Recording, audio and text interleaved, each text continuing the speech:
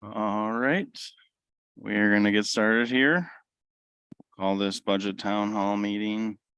It's not really an official meeting, but this budget town hall will get started here. My name's Andrew Tischler. I'm the president of the board.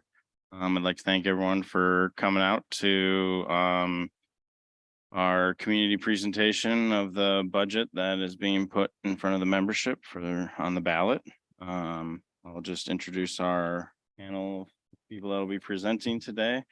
Next to me is our board treasurer, Sonia Volt. We have our finance director, Joel Heverling, and our general manager, Joanne Jensen. And then I'll just pass it over to Sonia to make a few remarks and we'll get started. Great. Thanks, AJ.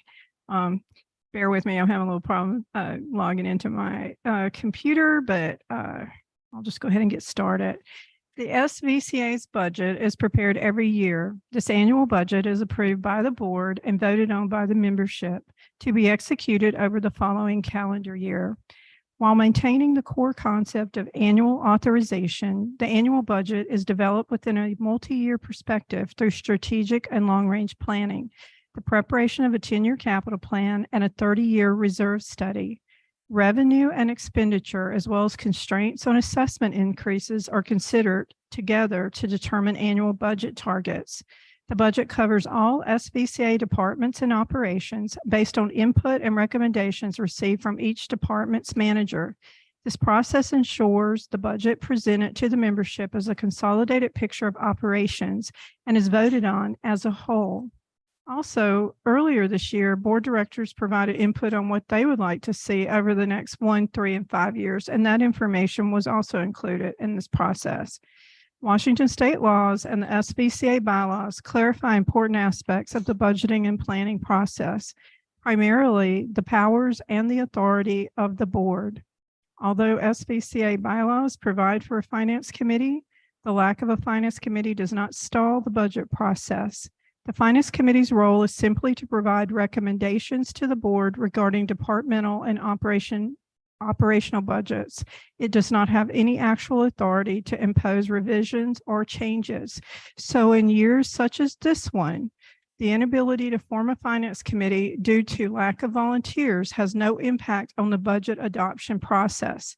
This is because it is the board and only the board who is given authority to adopt the budget, subject to membership approval by RCW 6490-525 and SVCA bylaw Article 3, Section C.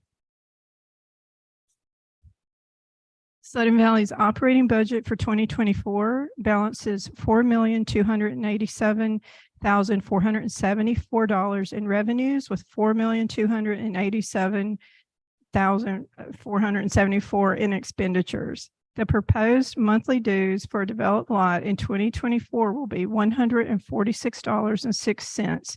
The proposed monthly dues for an undeveloped lot in 2024 will be $138.71.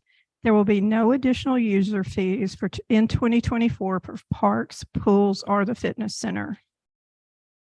So a lot of people ask, well, what's covered by the 2024 annual assessment? Your dues contribute towards 4 funds that make up the annual assessment. So in 2024, the operations fund, $72.16 of your dues payment goes towards operations, which is the annual revenue and expenses for all amenities and HOA services. $36.10 goes towards capital repair and replacement reserve funds. These are the funds for major repair, replacement, and restoration of common area components and equipment. $37.13 goes towards the roads reserve fund, which is funding for major roads, bridges, and culvert work. And 67 cents of your dues dollars in 2024 of the total 146.06 per month goes to the mailbox reserve fund, which is for anticipated expenses for cluster mailboxes and parcel boxes.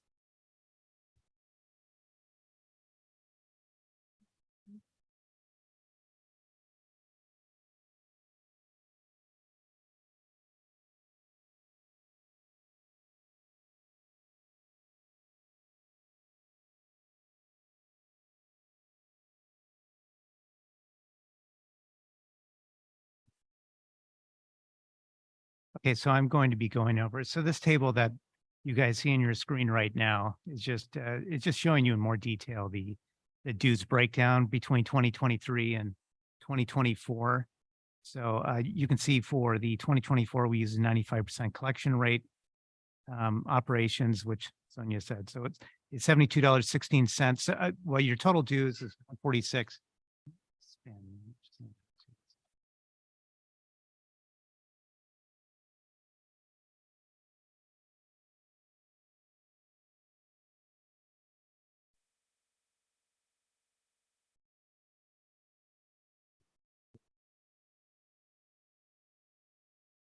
Sorry, bear with us.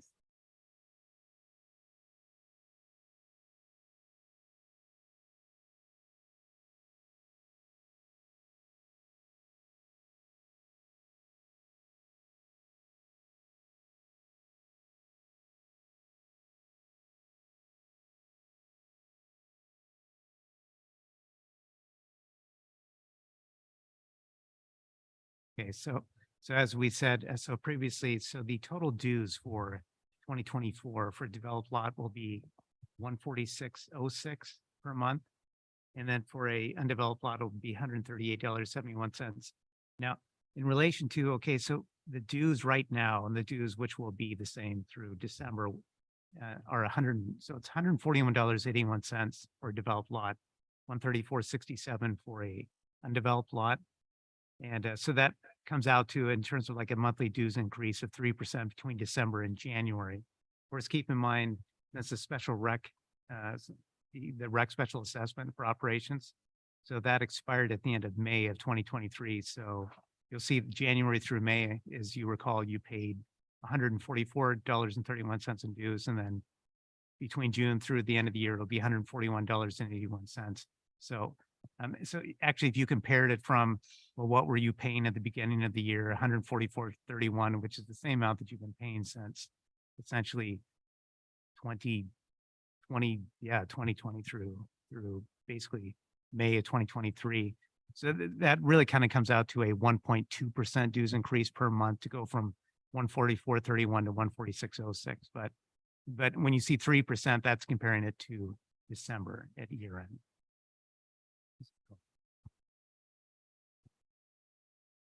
Yeah. Good. The next one. So this projection includes allocations of funds for many critical infrastructure improvements that had previously been deferred and were assumed to require a special assessment. If you can go to the next slide. The same table from 2020 shows that critical infrastructure maintenance was deferred to 2029 and planned to be paid for through special assessments. This table actually further highlights how the current planning processes have been successful in aligning the reserve studies and 10-year capital plan while adhering to the 2019 amendment that limits annual assessments to dues and assessments. The proposed 10-year plan eliminates the need for special assessments while appropriately planning and budgeting for anticipated maintenance and repair of association infrastructure.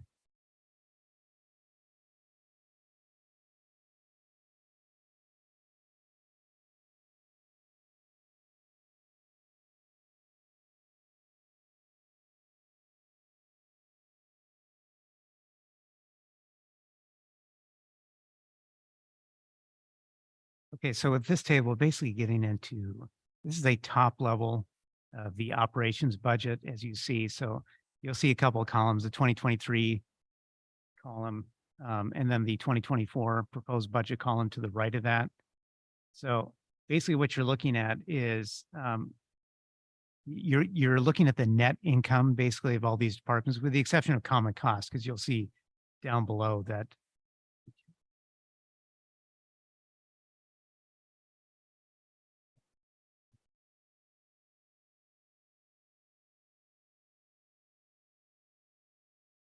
so, like, for example, up at the bottom or at the very top, the second column from the right, you'll see common costs, property taxes, views, and legal, where it says negative 326,415. But then down below, where you'll see subtotal net income sources, That's where the dues, that's the operation dues, 2,535,402. So really those two together would be the common cost, but that's pretty much the only department. Beyond that, operations, you'll see up at the top, -580,197, county -397,665. So what you're looking at from that point forward is you're looking at the projected operating net income, obviously, for these departments. And obviously departments like operations, county facilities, maintenance, security, rec, at this point, even pools, but these are all going to be cost centers, so to speak. Now, some of these departments do have revenue streams that come into it. So like, for example, facilities, like say like rentals of picnic shelters and things like that. And also like Christ the King lease and lease income in general, like El Agave type stuff would come in through facilities. So you do have revenue streams that do come in to these departments, but since it's showing up as a negative, that means that the total expenses outweigh those revenues. So that's why you're looking at, in this case, facilities, -181,851, negative operating income for that. But basically, so then down below, you'll see, I already pointed out the 2,535,000 for the dues. Then you'll see the golf enterprise, 64,457. So this is, when you see golf enterprise, what that means is that means golf and turf combined together. So the column next to it, 2023 said, so they had a budgeted operating income of 7,551 for 2023. Obviously they're higher than that. But for the 2024, the proposed net income is 64,457. Obviously stuff like golf is set by Brian Krulak, the golf manager. Maintenance facilities, that sort of stuff is set by Mike Brock. So the different department managers really participate in this budgeting process by setting budgets. And then you'll have Marina here, which says 179,950 net income. We'll talk more about Marina later, since I know Marina's become a kind of a hot topic in the community right now. But basically, that's the top level of this table. You can go to the next one.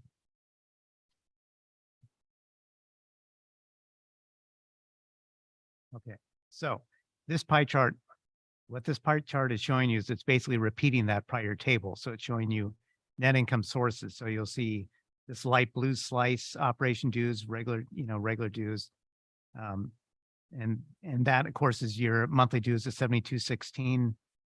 And then you'll see, then just around the slice here, the net marina, that 179,950. And then you'll see golf enterprise, the 64,457, basically so on and so forth. And then with the capital dues that you see on here as well, such as surf, roads, mailboxes at the very top, this small slice. And then you'll see this brown slice right, the bottom kind of left, the brown is colored. And that's the proposed capital, the marina fee increase, which is worked into the surf budget as well. So these are all your net income sources that are coming into the association to pay for all the expenditures. You can go to the next slide. So now this next slide, this is basically showing you, this is a pie chart, obviously, but this is showing you a breakdown of what your operations dues go for. So the operation dues, which is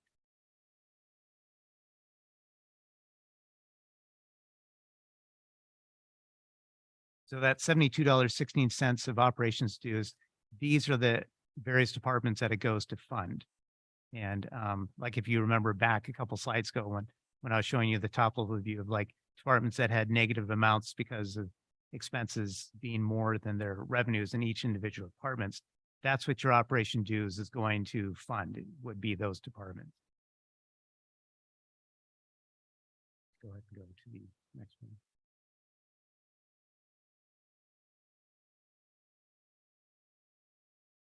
Okay, so now in terms of for the marina.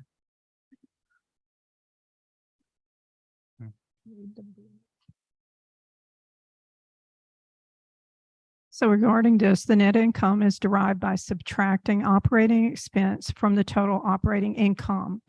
This table compares the marina's net income to capital expenses related to the marina between 2014 and year-to-date 2023.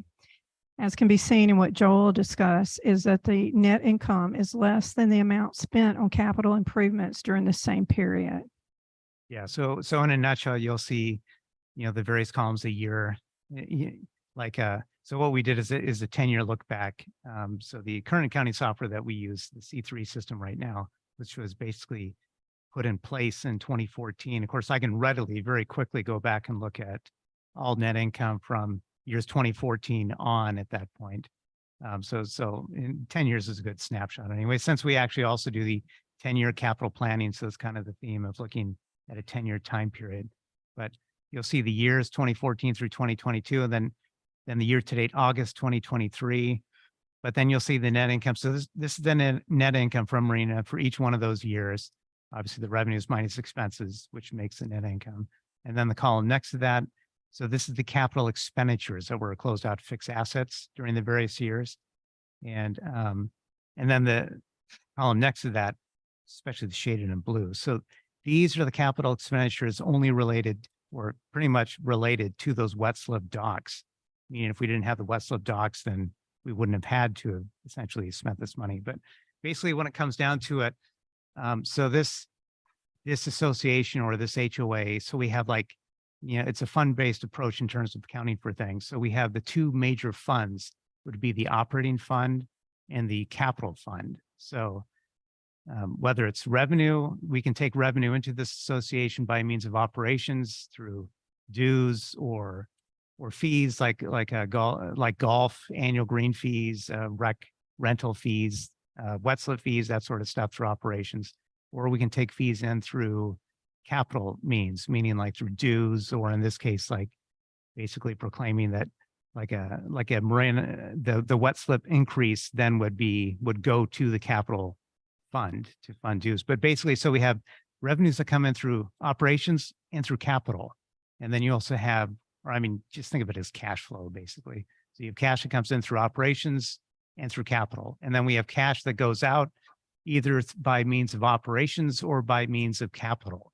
But at the end of the day, it really it doesn't matter, so to speak, when you talk about cash flows. It's how much cash comes into this place and how much cash leaves to pay for stuff. So like in terms of, I know there's been some talk out there in terms of, well, the marina produces all of these net incomes. So therefore we have all of this money, but then it's not really taking into, obviously it doesn't take into account all the related capital expenditures that we also have for the marina. So even through 2014 through 2022, we had net income of $833,309. Wet slip docks related, that far right column, $806,312 in that same time period. And also keep in mind, the marina is not like a true cost center, so to speak. So like, for example, the maintenance department is a cost center. Accounting is a cost center, meaning like all these costs show up in those departments. So there have really only been a couple of years where, in 2021 was one. So you can see like the net income, $66,059, but we actually had a person, we had their salary actually charged to the marina when we had someone specifically devoted to work in the marina. And you can see how it really kind of drags down the marina net income right there. But I guess my main point with the marina is you also have like labor that goes into the upkeep of the marina. Like, for example, maintenance people, you have anyone in rec who spends their time doing anything with the marina, like wet slips, renting out those wet slips, tracking any of that stuff, all of the accounting time, all of the security time, like in terms of how much money we pay for those security contracts. A lot of that security time is spent at the marina, but all of those costs are tracked in different departments. So like all of maintenance time is tracked in maintenance, all of security is tracked in ACC security, all of accounting is tracked in accounting, so on and so forth. But from the beginning, if we were to have told people back in 2014 or whatever, hey, whenever you go over to that marina, you code your time to the marina. Like, for example, like the maintenance people will do that with roads projects, obviously, because CBC roads work. So maintenance people, they spend time on roads projects. Their time is coded to roads because that's paid for with capital. But my point is, if we did the same thing with marina, these net incomes would probably just totally vanish in terms of if we really subtract everyone's time and labor to the marina, it would really drag down all of these net incomes anyways.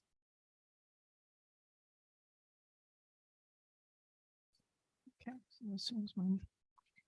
Okay, so linking budget and strategy, successful long-term organizational sustainability requires planning and the incorporation of both strategic and long-term planning processes to identify vital and measurable goals. SVCA's mission, vision, and strategic priorities act as the guiding principles for association decisions and actions taken by both the board and staff. The 2024 operational budget background, which is kind of significant to shareholders, which you are. The proposed 2024 operational budget accounts for expected additional payroll expense, as well as increases in property and casualty insurance, fuel, utilities, and the prioritization of the maintenance and infrastructure of infrastructure and facilities that has been neglected. The 5-year recreation special assessment, which included recreation pools and parks, expired in May of 2023. Beginning in the budget year 2024, all parks-related expenditures will be accounted for within the maintenance department budget. This budgeting change was made at the request of the maintenance superintendent. After careful review of the 10-year capital plan, the proposed 3% monthly dues increase in 2024 will be allocated to the operational budget.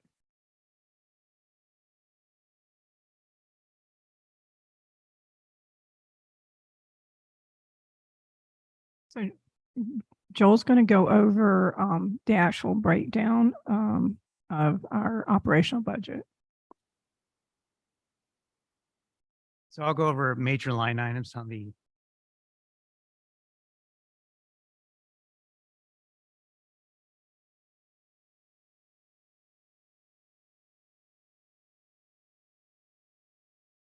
I'm going to be going, so what we're doing right now, what Joanna's doing, she's pulling up the budget document, which is the same document from that you can find on the SVCA website, the AGM Town Hall, where it says, I believe it says operational budget. But the good thing about this document, even though it does say operational budget, at the end, we'll have the whole 10-year capital budget as well for both SURF and capital.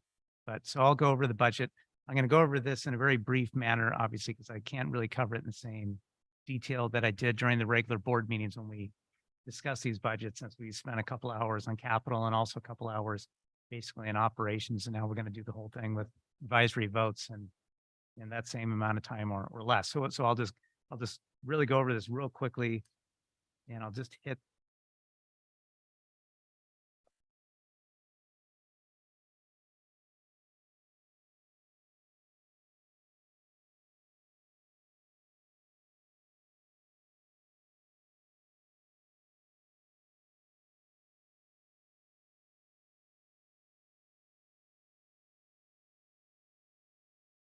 Now, of course, since I am on this document, just in case anyone was interested, if they might be interested in this, is on one of these pages is pretty, it's on page 8 of this 52-page document, so it's pretty early on, but this gives you a lot more detailed breakdown of how dues get calculated, starting with total lots, 3,121 in this case.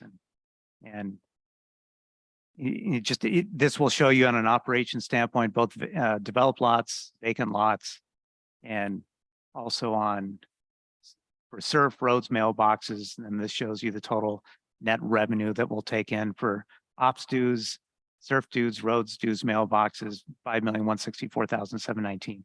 And this is at a 95% collection rate as well. And obviously on this same table shows the comparison, how the dues got calculated for January through May 2023, June through December 2023, 2022, and even 2021. So this is some people might be interested. So this is where you can find on the same document. This is where this is going to get into every single department, the entire budget. It starts off with common costs. Like I said, I'm only going to just focus on real important things, since we don't have time to go through this whole thing, obviously, and probably be really boring for a lot of people. Anyways, if I really went through this line by line, but you'll see like the biggest changes will be stuff so the member assessments obviously is going from 2.359 million 2023 to 2.67 million in 2024. One of the big things driving this change is obviously the rec special assessment is gone. So now those dues, or the equivalent amount for the most part, is now going to be collected not through that rec special assessment, but through the member assessments, regular member assessments line item. And then up above, you'll see this bad debt expense at 133,442. That's just the anticipated amount of dues. So this 2.7 million right here, this is if we had 100% collection rate, if everyone paid their dues. Obviously that will never happen. But actually our collection rate is pretty dang good right now. Through August, it was 97 point, this is from memory, but it's around 97.5 or 0.6, but we were highest at the end through the end of August 2023 than even last year and the year before. And so our collection rate is doing really well.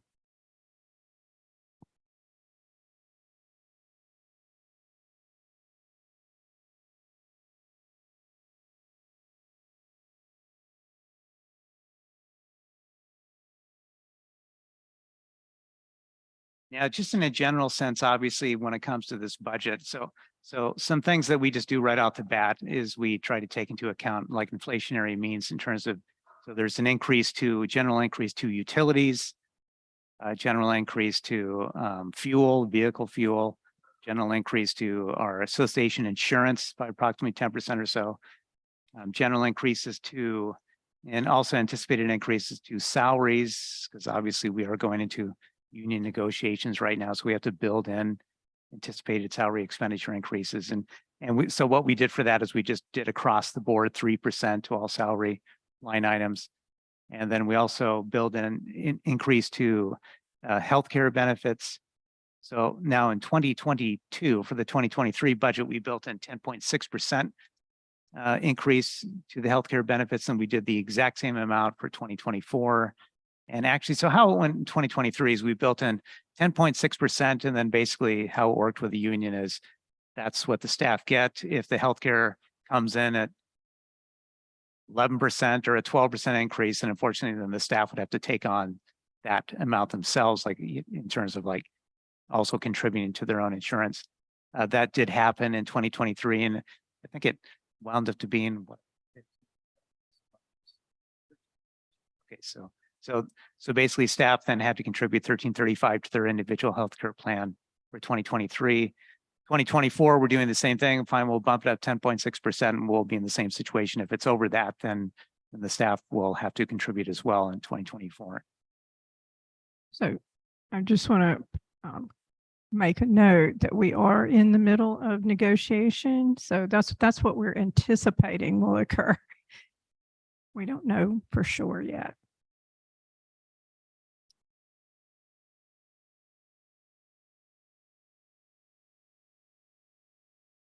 So like you can see, for example, here, a big, like a line increase in the insurance premiums. This is our association insurance, and all our umbrella insurance, D&O insurance, that sort of stuff is all right here.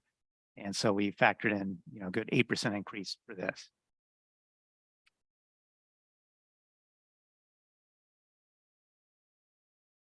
And so now once we start getting into all the departments, we'll just start off with accounting.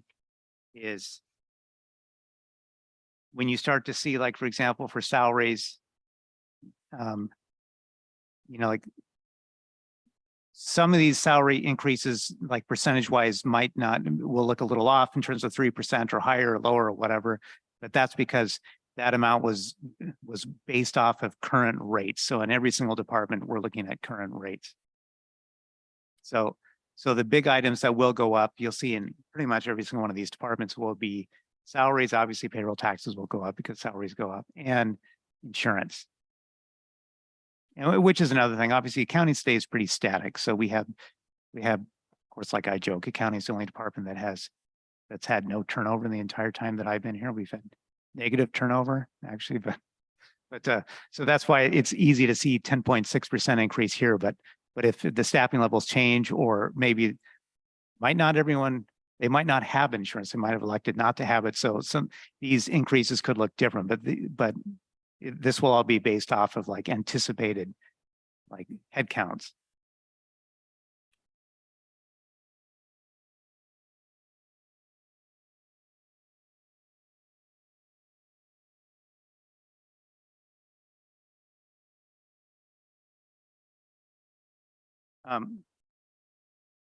Just, a couple notes would be,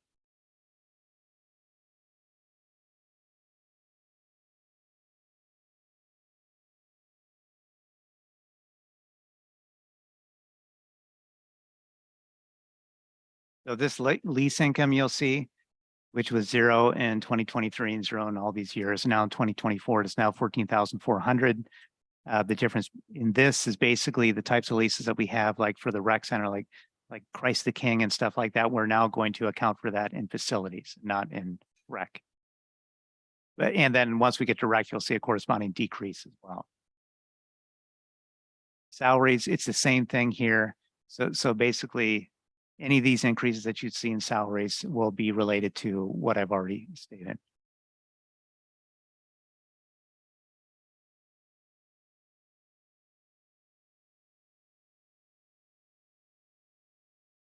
So you'll see, like here we go with utilities, you'll see a general increase that we budgeted in for utilities.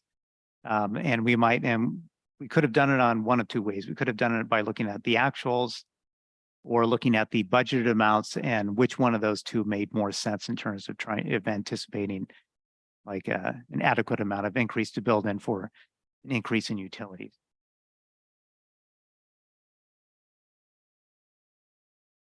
Okay, probably the biggest line item change for facilities would be the building repair and maintenance contract vendor. It's gone from 16,000 to 45,000, but this is just to adequately capture all the vendor like contracts and anticipated contracts that we'll have for 2024. And this sort of stuff is solely based off of with Mike Brock's input, our maintenance superintendent. These are the type of contracts like our heating and cooling, servicing contracts, our pest control contracts, those ongoing maintenance and preventative maintenance type contracts.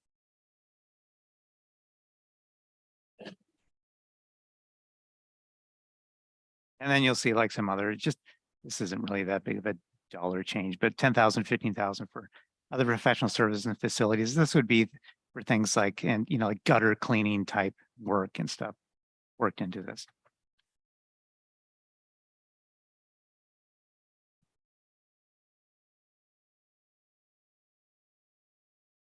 Okay, so golf. So we already talked about this in terms of this. All this comes from Brian Krulak, the golf director, in terms of budgeting and increased revenues. So that's why you'll see an increase between 2023 and 2024. Golf, in terms of, you can see like through the years where golf has picked up, the pandemic really helped it pick up. But in terms of the revenues that came in.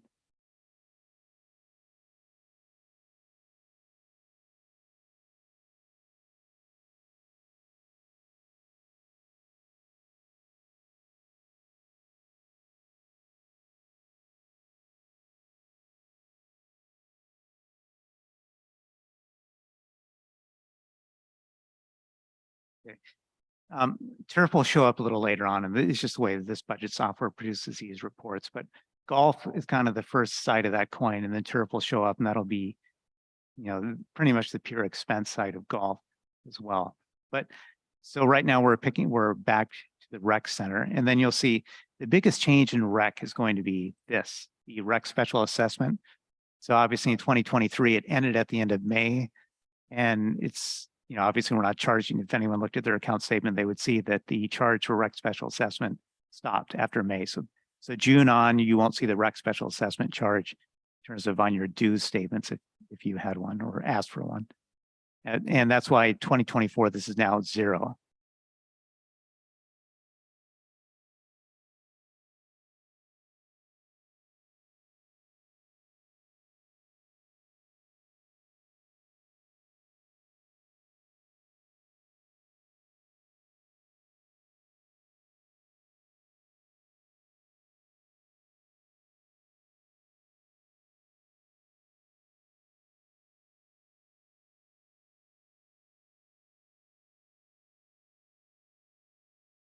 Okay, so utilities obviously have increased as according to like anticipated headcounts. And we also have an increase in the minimum wage that will kick in as well. This also worked into these numbers for salaries and payroll.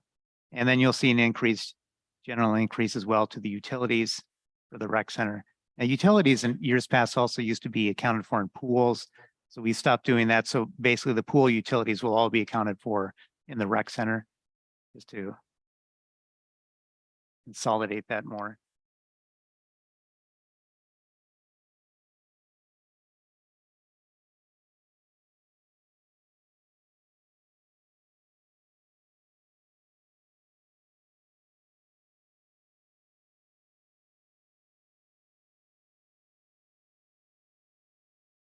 But the biggest change now that we're on maintenance,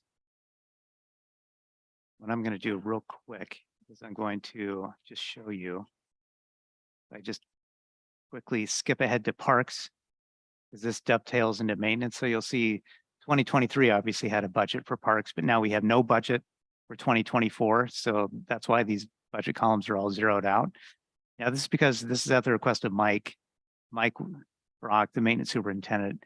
He would like all the accounting for done in maintenance. So all of the parks work that was previously accounted for in parks is now back, or not back, but now moved into the maintenance department. That's why if you were curious of why parks has nothing budgeted for it, that's because their budget has been swallowed up into maintenance or consolidated into maintenance. So you'll see some increases in maintenance. Obviously, you'll see nothing but decreases to zero in parks. And that's largely why.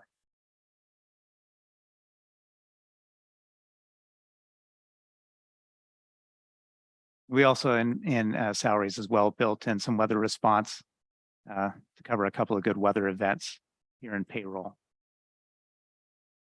Okay, the other thing in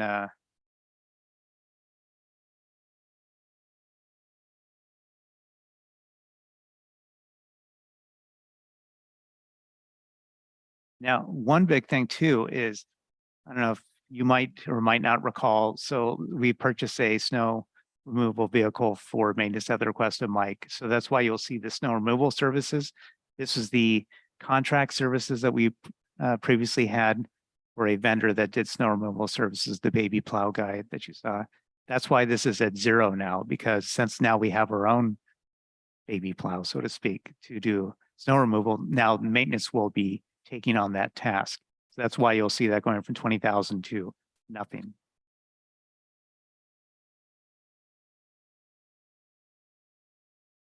Okay, so this is from 1,500 to 7,500 equipment lease and rental. This is now because Firewise, as you might have known, was usually always paid, well, it was always paid for out of UDR, at least since as long as I've been here. So we would bring a UDR request to the board to pay for Firewise. Now we're not, so Firewise is now going to be funded out of operations. We will not be going to the board to take money out of UDR for that. So this is for like a rental of like wood chippers and things like that during the Firewise season. And this as well, in terms of the other professional services increases. So this will be for vacuum street sweeping as well. These are actually pretty significant changes. This is ensuring that that this maintenance becomes part of our regular operational performance by our maintenance department, where what Joel was saying is it was really dependent on the board to do these approvals and these types of requests, where this becomes just regular day-to-day operations. That means that they'll Firewise, like as you've seen, Firewise has changed in the last 2 years, where rather than just picking up if you called and the community members put it out in front of their residents, they actually spend 2 months cleaning every roadside, all of the roadsides on all of our roads, picking up all of the down limbs and chipping them, etc. That's 2 months during the summer. And then with the street sweeping, their streets, I think that's either 2 or 3 times a year, which I'm sure most of you have noticed that that's making a really significant difference in the association, rather than just flipping the dirt into the culverts and then blocking them up. It's actually helping us with the watershed and keeping the culverts clear and the roads a lot cleaner.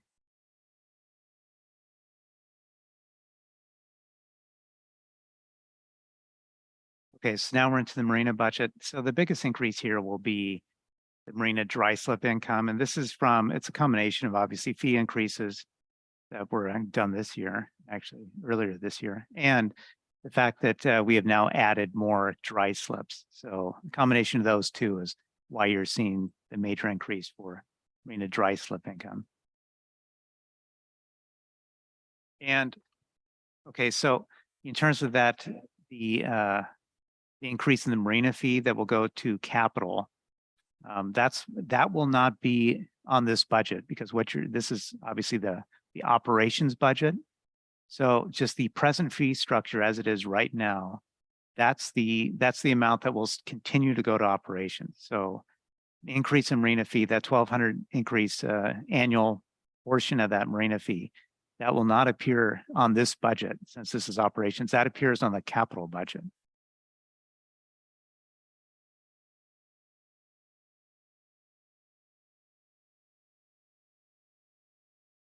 And like I mentioned before, since we're on the marina page, so there's that 179,950 projected net income. But like I said before, in terms like with maintenance, with even admin time,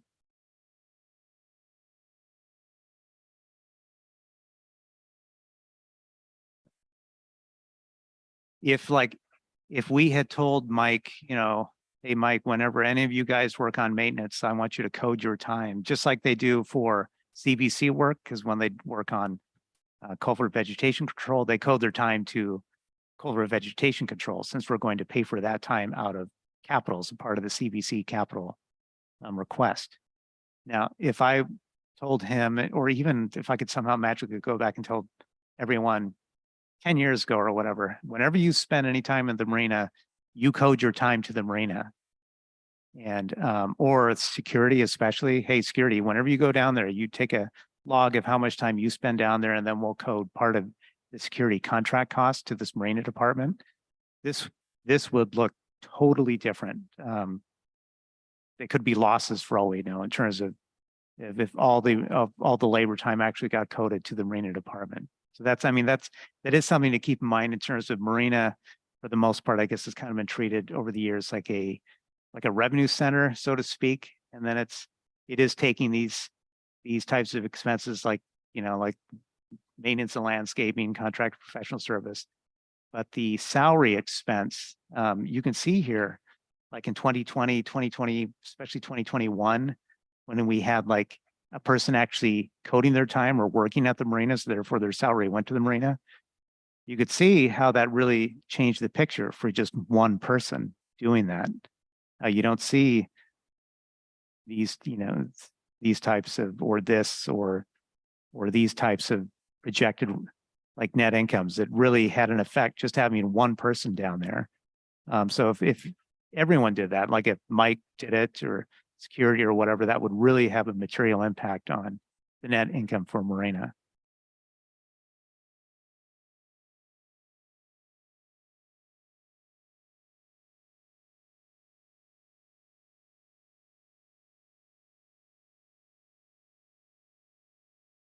I'll just quickly run through just in the interest of time here. So on the admin department, really, there's really not anything worth talking about. But salaries, we've already talked about why salaries are going up or going down. And admin's a little different just because the composition of the salaries, there's like the operations manager salary is now the chief of staff salary. And, obviously the levels of salary has changed more materially because of positions and stuff in admin. So that's why you'll see like an actual decrease here in salary costs.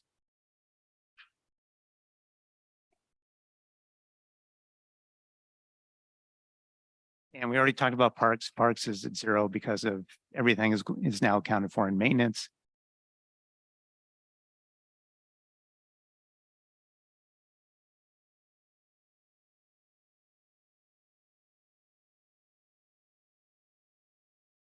And, just out of curiosity, like, so if you took maintenance and parks together for the 2023 budget, that would have been 525,645. And then when you look at the 2024 budget for maintenance, it's 553,222. So that's an increase of 5.25%. So you see there in terms of, we accounted for them separately in 2023, but then when you look at maintenance just alone, which has absorbed the park expenditures, so there is a corresponding increase there.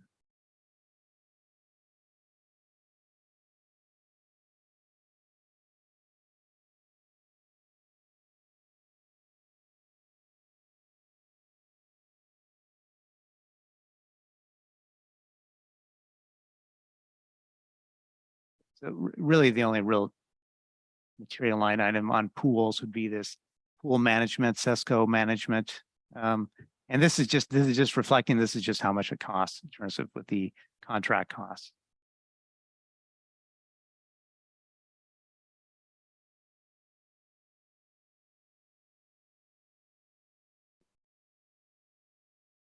Which is actually, which dovetails nicely into, so this department, ACC security. So the only thing after this turf, so we're basically done going through these, but the, a couple line items here would be hazardous tree removal.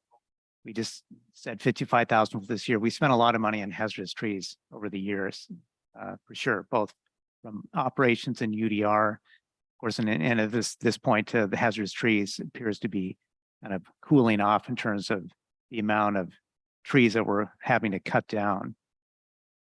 But the other big line item, actually the biggest real change for security would be this. Professional security services is going from 206,000 to 290,000. And this is just like with the Sesco contract. This is just the reality of how much the security contract is going to be costing for 2024. And that's basically all there is to it for that change.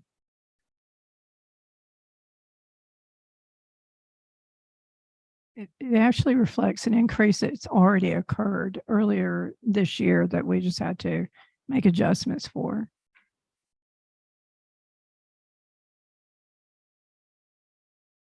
Okay, so turf care, and this is the last department in this budget.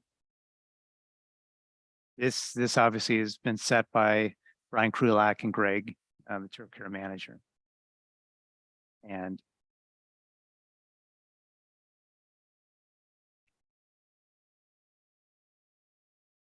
so really the only real changes would be payroll and just some things like, like utilities. And here's a situation where I've mentioned before, we're either going to set utilities on budget differences or actuals. And this is one we're going back and looking at actual utilities over the years, which warranted to actually instead look at the actuals instead of the budget with this one line item. But, and of course, Greg and Brian feed into this as well. But, and then just a couple other line items like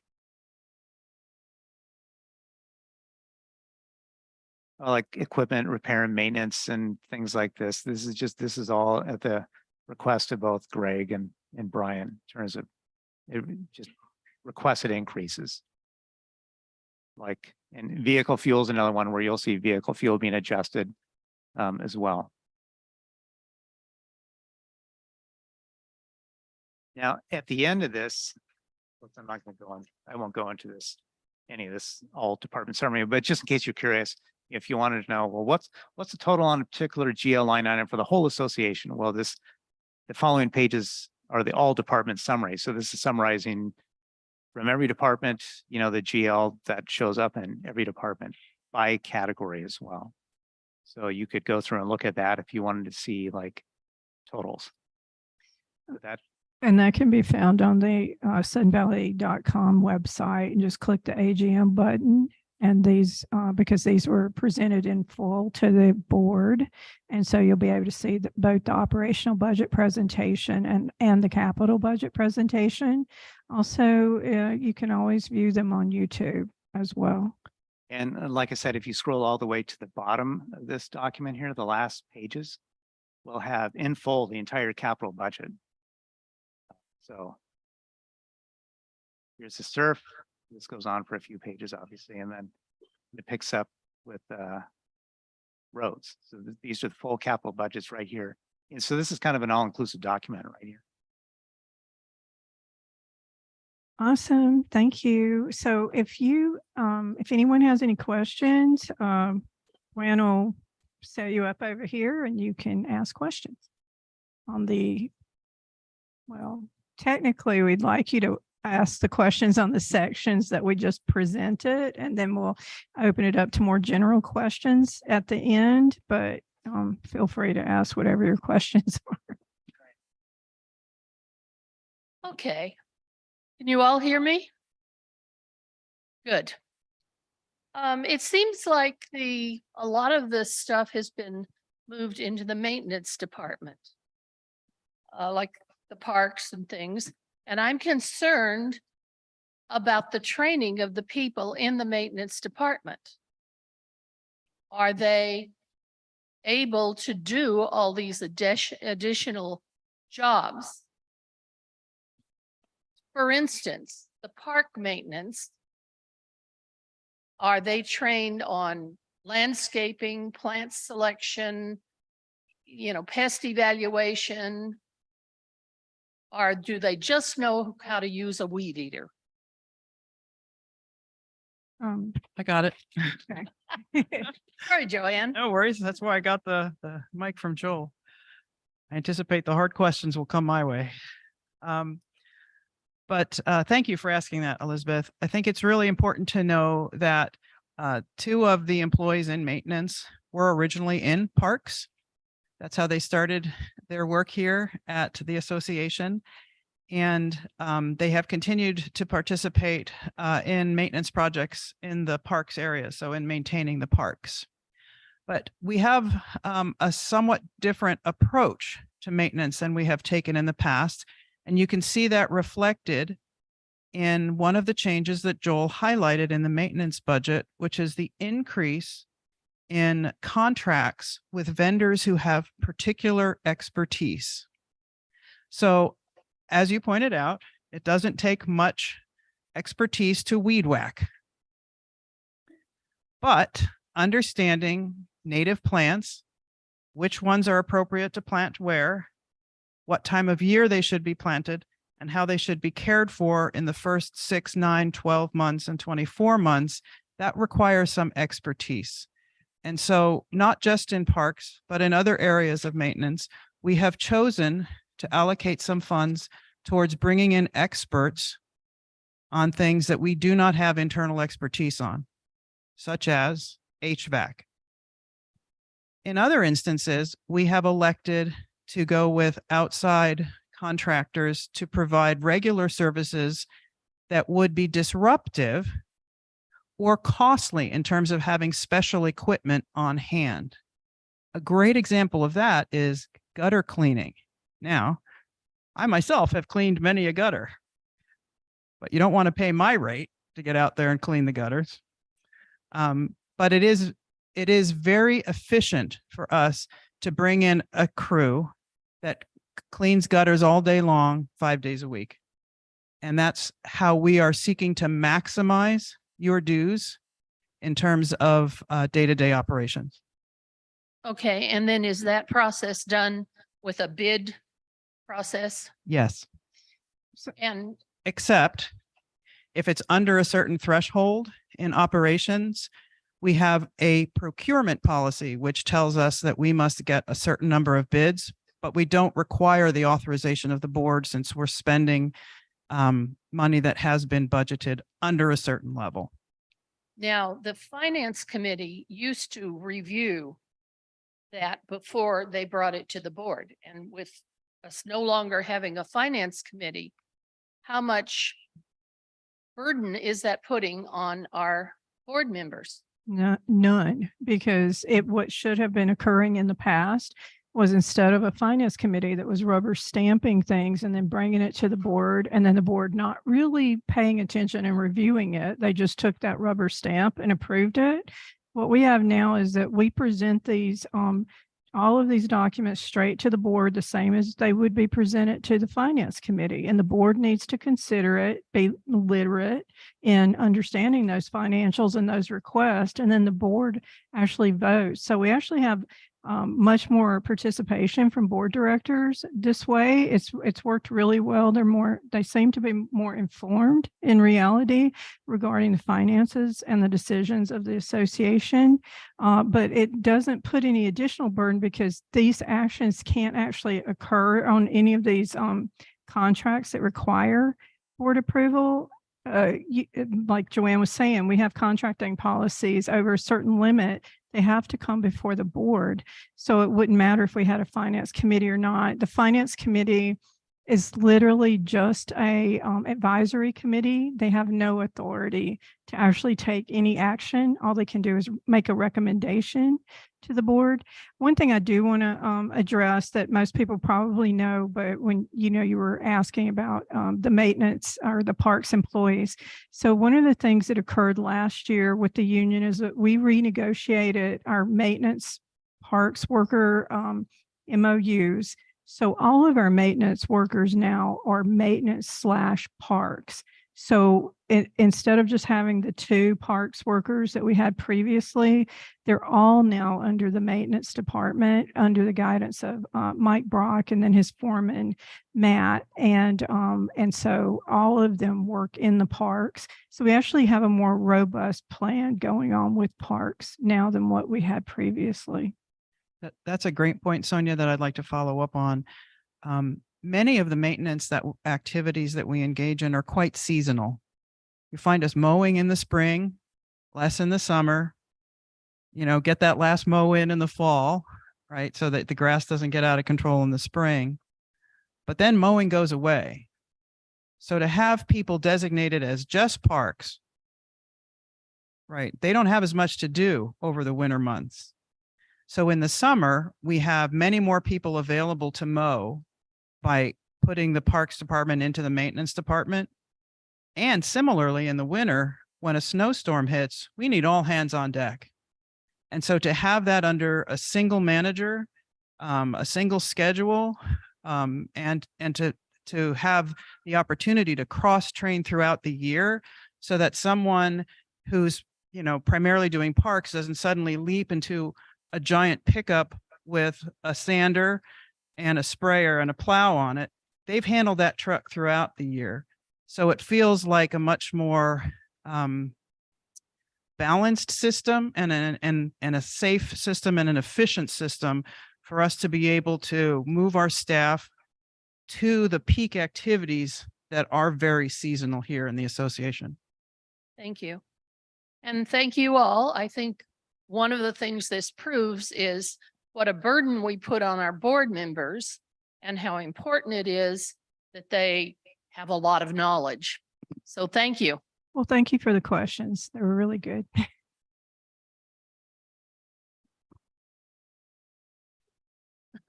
I'm Jane David, and I live at 10 Gooseberry Circle. I have 2 pretty easy questions. One segues into what we were just talking about, and that is whether we will have money budgeted for this upcoming year to maintain our trails, just simple maintenance, no building, nothing else. And the second one, and maybe you'll touch on this later, is if you could explain why you have the wet dry combo line item in the ledger and how that makes it more difficult for us, the people that aren't familiar with the numbers, to see really and truly what income the wet slips generate versus the dry slips. Thank you. I'll start with the wet dry combo question because that one's a little bit easier.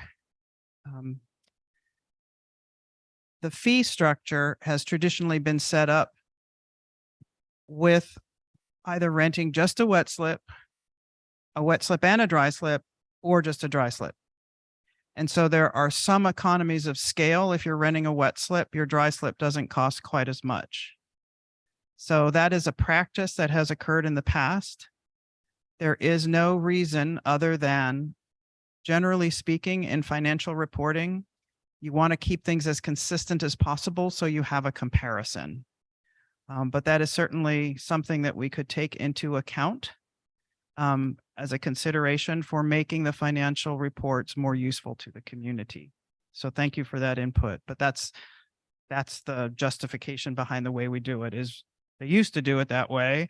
And in order to keep that comparability, which is very important, we hesitate to make changes without good motivations behind it. It is likely, in fact, it is certain that we could go back at least for 2023 and know very clearly who paid what fee and be able to report on that separately. So that is a note I've taken away from the meeting. The other question about trails maintenance is that yes, there is money budgeted and there is focus on keeping trails passable. This past year, considerable amount of work went into the Lake Louise Trail, which based on counts is one of our most frequently used trails. It's extremely accessible to all of our community members because it's a very easy, tends to be a flat trail, and it's fun because of the lake and the birds and all the other critters that are around there. We have additionally spent a lot of time this year on the Strawberry Trail. Some of the more challenging trails did not get as much attention, but we started with the most popular ones this year to make sure that they were passable. I myself walked several of them, which was quite a fun departure from my normal day. And that will continue. Now that we've addressed some of the major problems, we did brush cutting, we did the addition of gravel, we did grading. That effort will continue towards some of the more challenging trails, which get a little bit less use.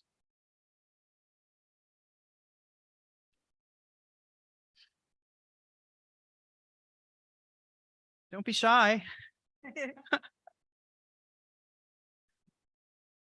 I'm Larry Huttel. I live up here in the ranch house. Hi, Larry. Hi. Just started a couple years, so I'm new to this. I don't know if this is the forum we're going to discuss the proposed special assessments that, for voting. So we're gonna, Joanne, when we get through with this, because we just reviewed the operational budget, Joanne will go over the capital and then we'll break down the advisory votes and there'll be an additional opportunity to That's talk what about that. I just want to make sure. Thank you. Okay, thank you.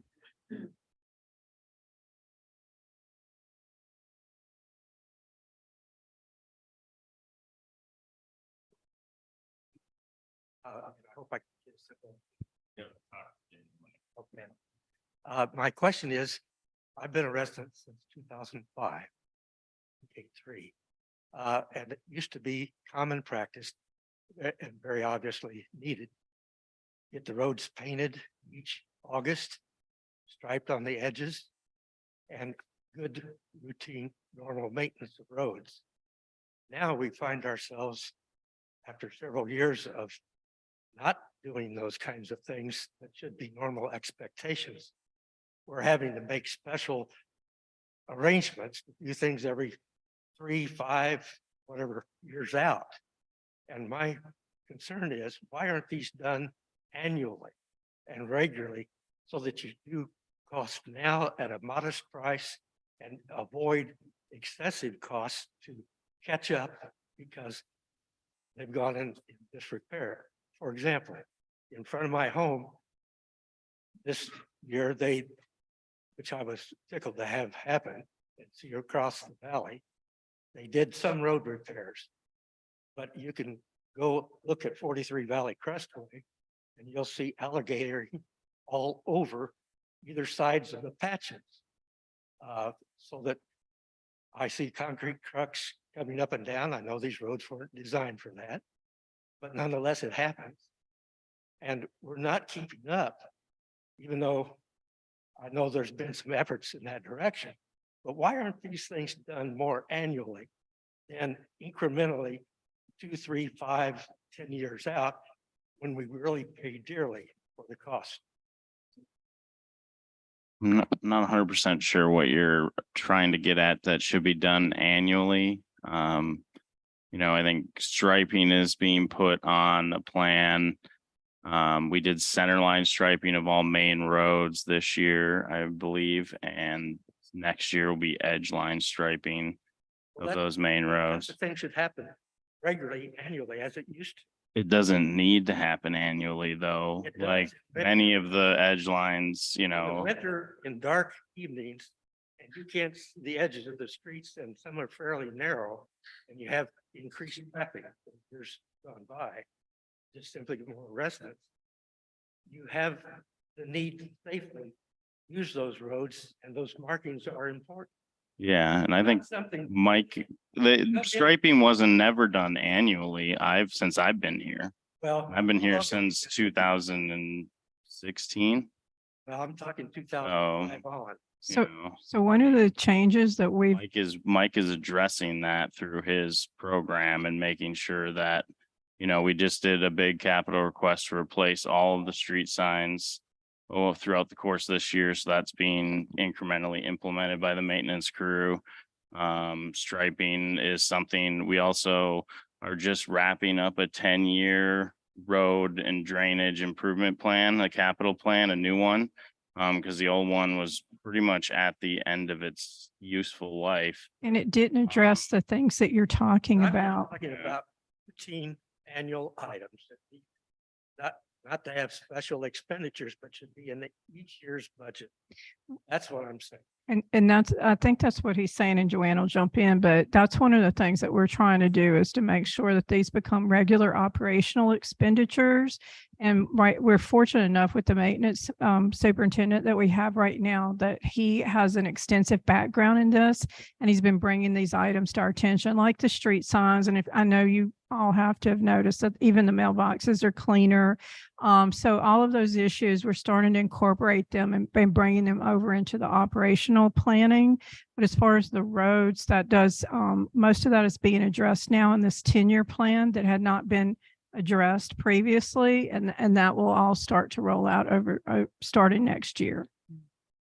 So from a day-to-day perspective, several purchases have been made and budget allocated to activities in maintenance that will begin to do exactly what has just been suggested. For example, maintenance last year purchased a dump trailer that they can use to move hot asphalt so they don't have to do cold patches. This enables us to address potholes at multiple times throughout the year instead of waiting and bundling them all together so that we can get a reasonable rate from a larger external contractor. Just having that one piece of equipment available to them gives the maintenance group a great deal of flexibility in being able to address problems. Similarly, this year, the board voted to approve a capital request that gave the maintenance team a large amount of cash. I think it was about $23,000 to purchase supplies for the replacement of road signs. So not only did they get signs, they got bags of Quikrete and they got posts, and they did a big bulk order of signs. But in next year's budget, there is provision to replace signs as they are found to be broken or missing. And you'd be shocked at how many signs go missing. But the approach is exactly as was suggested, to keep up with the small maintenance items so that we can, as best possible, avoid the larger projects that are costly.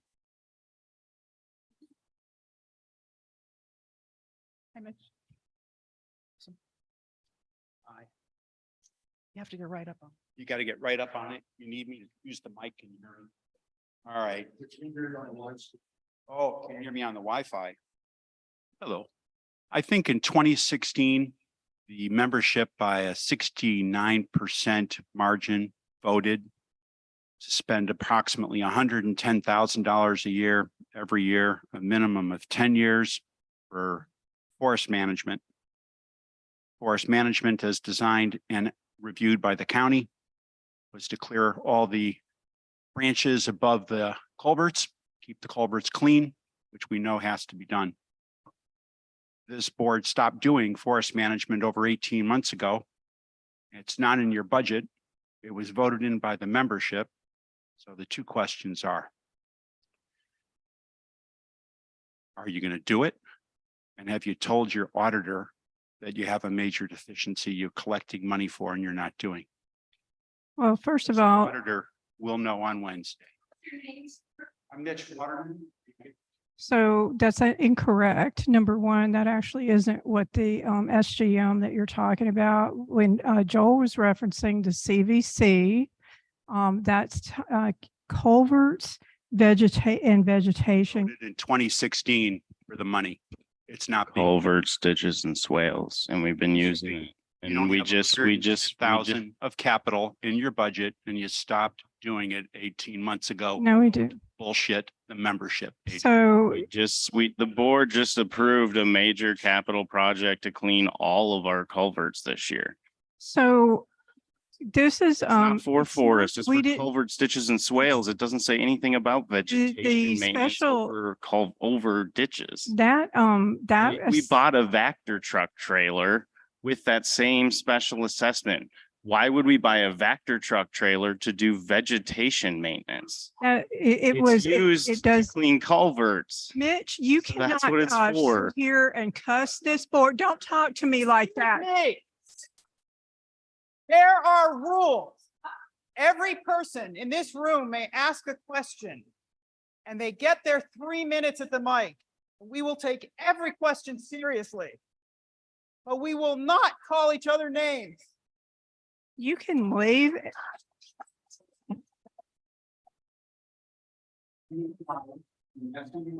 Well, you're the liar and you need to leave. No name calling here. So Kyle, take him out, please.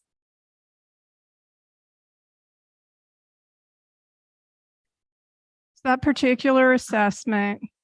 Thank you, Joanne. And I apologize that you all had to endure that, but that's actually not a factual statement, what he's saying. That particular thing, as AJ was saying, and what Joel referenced when he calls CVC, that's that capital money that is for ditches, culverts, and swales. It's for vegetation control and to also address our culverts and ditches and swales, which we have done. And not only did we utilize that capital, but we exceeded that amount and the board approved additional funding to ensure that those areas were addressed. So I don't actually remember the exact dollar amount, but we've spent a significant hundreds of thousands of dollars just in the last year to address all of that. So it didn't stop happening. And I'm pretty sure all of you can just drive the roads and see that that's being taken care of.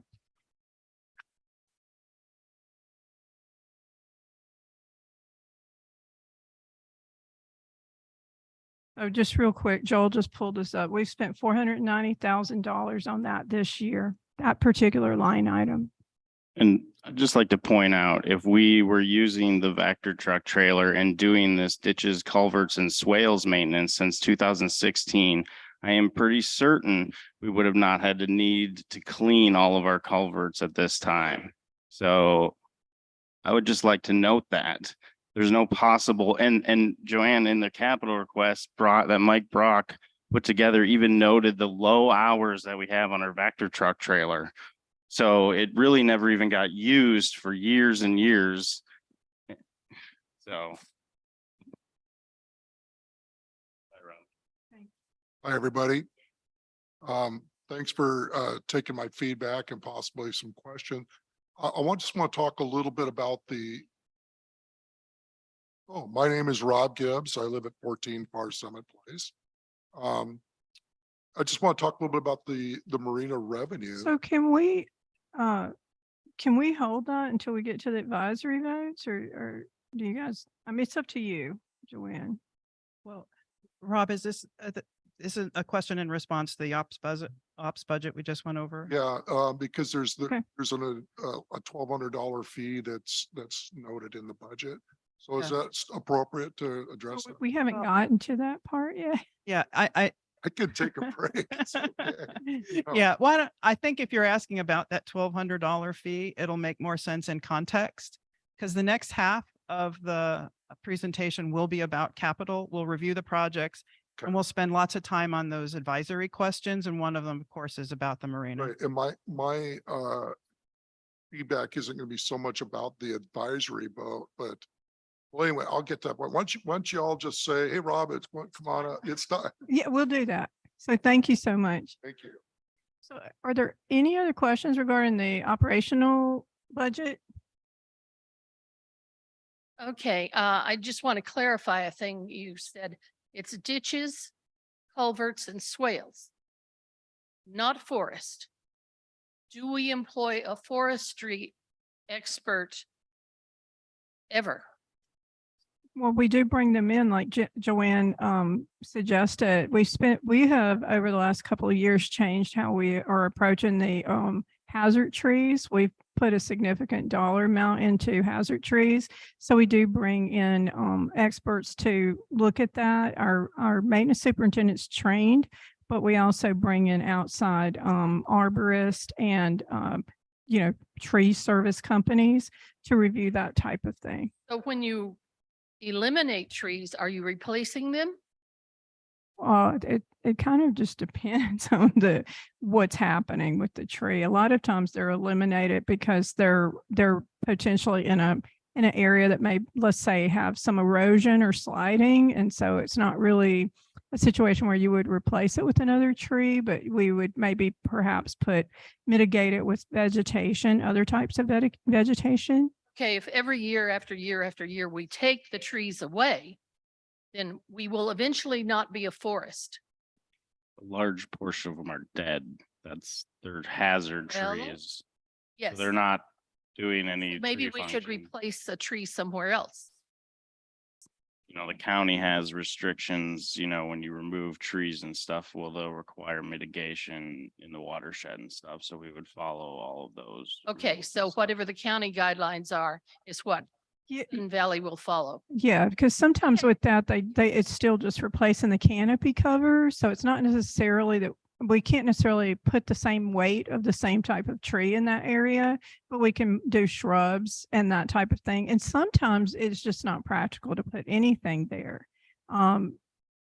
It doesn't mean that it can't be considered what you're pointing out, because I've heard that from other people, and it's certainly something that, moving forward, it's something that could be considered to look at. But right now we just, like AJ said, we follow what the county regulations are.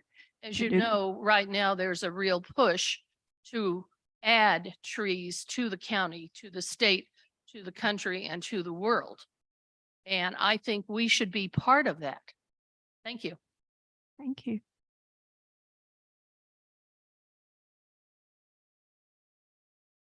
Okay, so at this time, what we're going to do is we'll move forward with the capital projects, the capital portion of the program, which will be talking about our capital projects and the capital proposed budget. Okay, as we segue, I'd like to take a minute to collect our thoughts about operations and talk about the differences between the operations budget and the capital budget. A lot of our focus is on the operational budget because there's a lot of detail that can be shared with the community. We can look at it by department.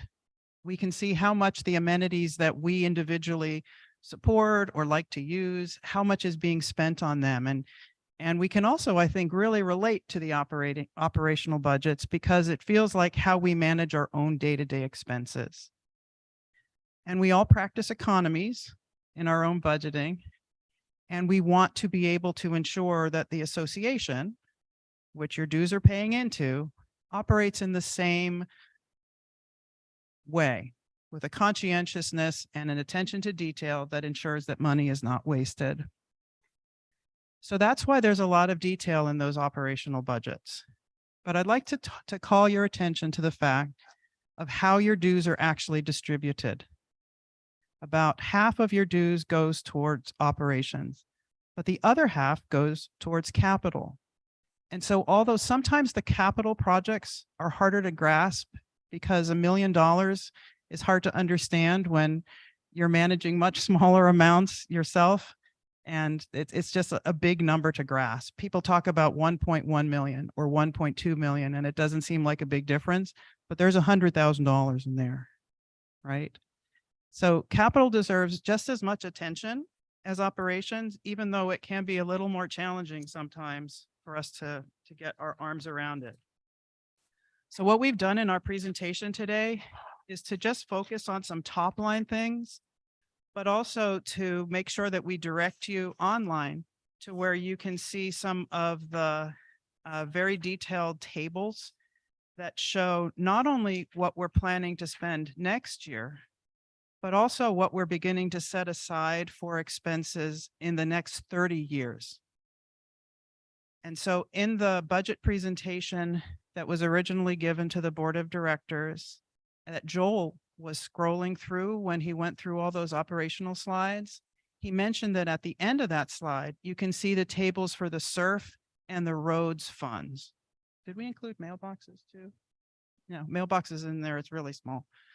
We have those available if you want to ask for them. But the point is that if you want to take a look at the detail, it's there for you. It's all out in the open. And it's important to understand in capital that there's this current replacement value, right? So if your truck was crushed, or my truck was crushed, I would need another truck, right? So I have to think about what cost that would be. But probably my truck isn't going to get crushed. So really what I'm setting aside in my personal budget is what maintenance do I expect to need on my truck? And of course, that's going to change as it ages. And so that's what you'll see in those tables. What's the expected lifespan of the asset or the thing that we're maintaining or replacing? When do we expect that it will need that maintenance? And what does that add up to over the next couple of years? And the reserve study goes into that in great detail. The spreadsheets that are included in the report give you that detail. But what I'm going to focus on for the next few minutes is just the highlights. Okay, so if you have questions about the detail, we can take those, but we're not going to bore you with it all. We're just going to hit the highlights.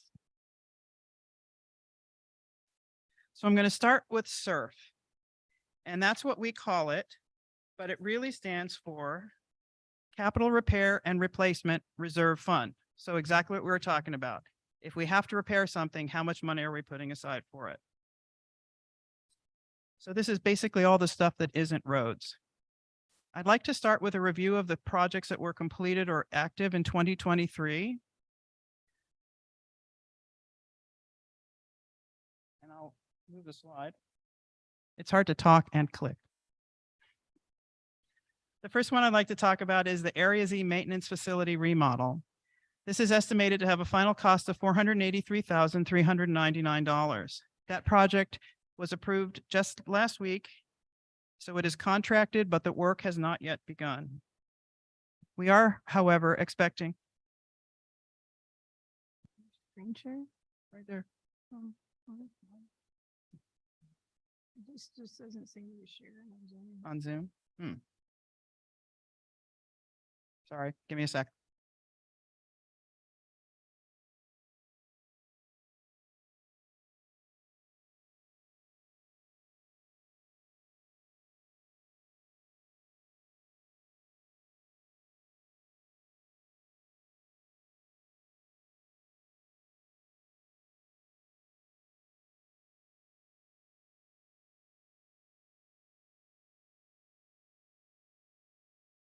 Okay, now I've got everything aligned. First project, the maintenance facility remodel. Construction has been prepared for and will begin this fall. There won't be any movement of earth, so it's okay for us to start the work now. The Area Z tall barn refurbishment work is in progress and will be completed before the end of the year. This project is expected to come in at $59,475, and it's coming up to completion. It's been in progress for a while. The Barn 8 remodel is the next project on the list. This project has been permitted and will go out for bid once we finalize some of the instructions for that bidding. But construction will not be able to start until April of 2024 because a major component of this project is to re-side this building, and we can't take the siding off and let the rains come. Wouldn't work that way. So we're waiting for next year. We are aware, however, that we need to stage the construction on the remodel for this building so that it doesn't interfere with use of the pools and other amenities that the community uses heavily in the spring and summer. The next project is tennis court resurfacing and fencing. That project was funded and designed and permitted this year, and we did send it out for bid, but the contractors were so busy that they either gave us a very unrealistic cost for that project or they didn't reply at all. So we're going to try that again next summer so that we can get the courts resurfaced in time for play. Playground ADA improvements, construction will be completed by Premium Services. Well, the summer is rapidly coming to an end or it's over. But in Gate 5 and here in the rec corridor, the Gate 5 playground is done except for asphalting, and the playground here in the rec corridor will be finished before the end of the month. So those two parks will be improved and ADA accessible before November. This year, we also paid for the replacement of a golf irrigation system pump controller. That was at a cost of $44,981. And that project is complete. There is the Austin Creek repair alongside the golf course. Design and permitting is ongoing. As we've gotten deeper into this project, we realized that several different permits were required, including a shorelines permit. And those types of permits take a very, very long time to acquire. So that is expected to take place next year for about $32,571. The Marina launch dock replacement. I know that the community has been very anxiously awaiting that launch dock. And we were very excited to award that contract recently. And we expect that construction will be completed before the start of boating season in the spring. So we have our permits and we have our contractor, and we're ready to put that launch dock into place next spring. This year, we also did a project to evaluate the condition of the marina wet slip docks and to conduct preliminary design of a replacement for those docks and to develop an engineer's estimate for that replacement. That project is complete. It cost about $12,000, and we are in receipt of the engineer's report. One thing I'd like to draw your attention to on these projects is the distribution of funding throughout the different areas of the association and amenities of the association. You can see that the first two items in this table are for the maintenance area. The Barn 8 remodel, tennis court resurfacing, clearly for here in the recreational corridor. The ADA improvements for the playgrounds, one is here in the rec corridor, but another is out in the gates in Gate 5. The golf enterprise benefited from two smaller projects this year, the irrigation system pump controller and the Austin Creek repair. And you can see that we're continuing to spend money to enhance and repair the marina as well. So the distribution of dollars this year in the spending of our capital represents a nice distribution across the different areas of the association.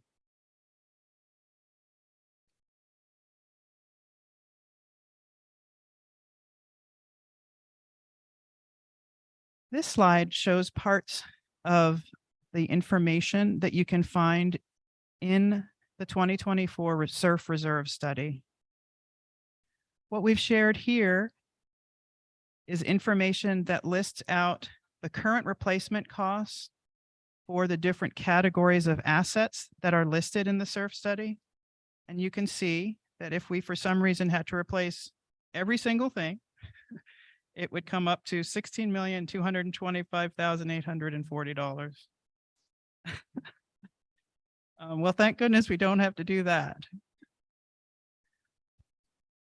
Yeah, I just want to add too that, so the current replacement cost you'll see here for surf at the bottom, $16,225,840. So if you were to go and look at the budget document remember at the end that I told you, if you scroll all the way down to the end, if you looked at surf, you would see a different number, but that's because that document is as of 2023 current replacement costs. So this reserve study does it as it's done as though it's January 1, 2024. So actually, so in reality, if you took the 2023 current replacement costs on that spreadsheet and times that by 1.04, you would also get this 16,225,840. But just in case it looks like there's a little discrepancy between 2023 current costs and this one, that's why. But it's really not a discrepancy. It's this one's treating it as which reserve studies do. This is the 2024 budget year reserve study, which assumes we're at January 1, 2024.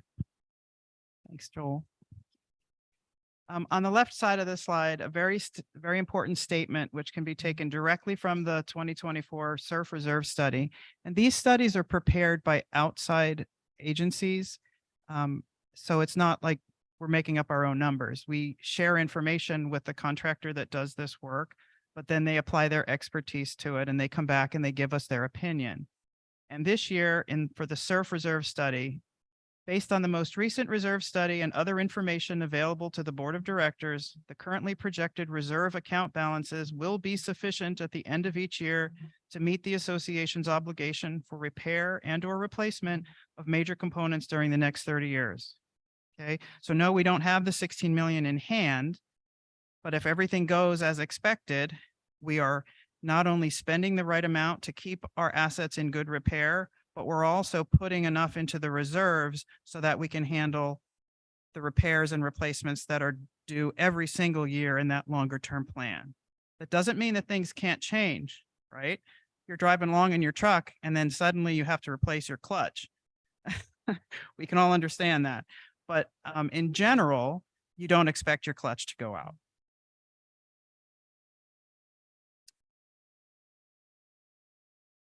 Okay, now I'll review the roads projects from 2023. The first one is culvert C315 at a total cost of $481,615. That project is complete. We also completed 2 projects, pothole and other road repairs and pavement markings. And you can see that a total of 66,000, almost 67,000 was spent on those, and they are complete. We did street asphalt repairs, so more major repairs than just filling in holes. That was for $295,735, and that is also complete. We've talked a lot today about culvert cleaning, and it was a huge investment for the association, but a very, very valuable one as we continue to see extreme weather events and big amounts of water dumped on the streets. So I'm really glad that the culverts are clean and the ditches have been dug out so that they provide positive drainage. That was almost $500,000 at $452,000. AJ's already mentioned that this year we funded a 10-year roads and drainage improvement plan at $132,000. We still have $40,000 of spend in the area of on-call engineering, and we're also working on that street sign replacement project. The materials were purchased, but the installations have not yet been completed. They will continue over time as availability of maintenance staff allows. The last project on here is the Cold Spring drainage repair for $35,600. The permit was submitted, but we don't expect that we'll get that this year. I'd like to talk a little bit about our roads. Most of SVCA's infrastructure was built in the 70s. And the 2 primary components of that infrastructure are drainage, which includes the culverts and ditches in the roads. Given the age of the infrastructure, many of the items in our infrastructure are at or approaching the end of their life cycles.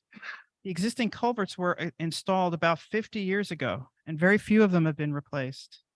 Some roads in Sudden Valley have received asphalt improvements, but others are still original.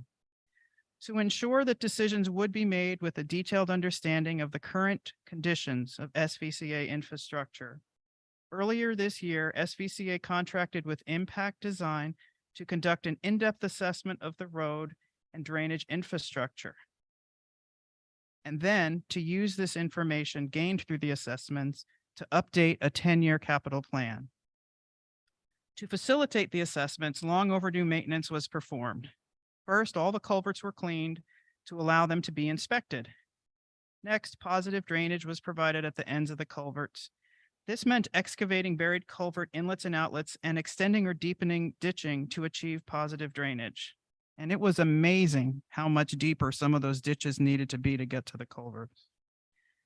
Ditching as a whole was not completed this year. It was too big of a project, but it will continue as an ongoing focus of the maintenance team. What we did was to focus on the larger diameter culverts that our Sudden Valley equipment could not effectively clean. So we have a Vector trailer and we can clean culverts like up to 12 inches, but the culverts that are bigger than that, we really needed bigger machinery from outside. And so that's why we did those first. Impact Design, the contractor for that 10-year roads and drainage plan, has inspected and rated every single culvert while walking every single mile of our roads on foot to inspect the asphalt condition. With that information, they first created a database.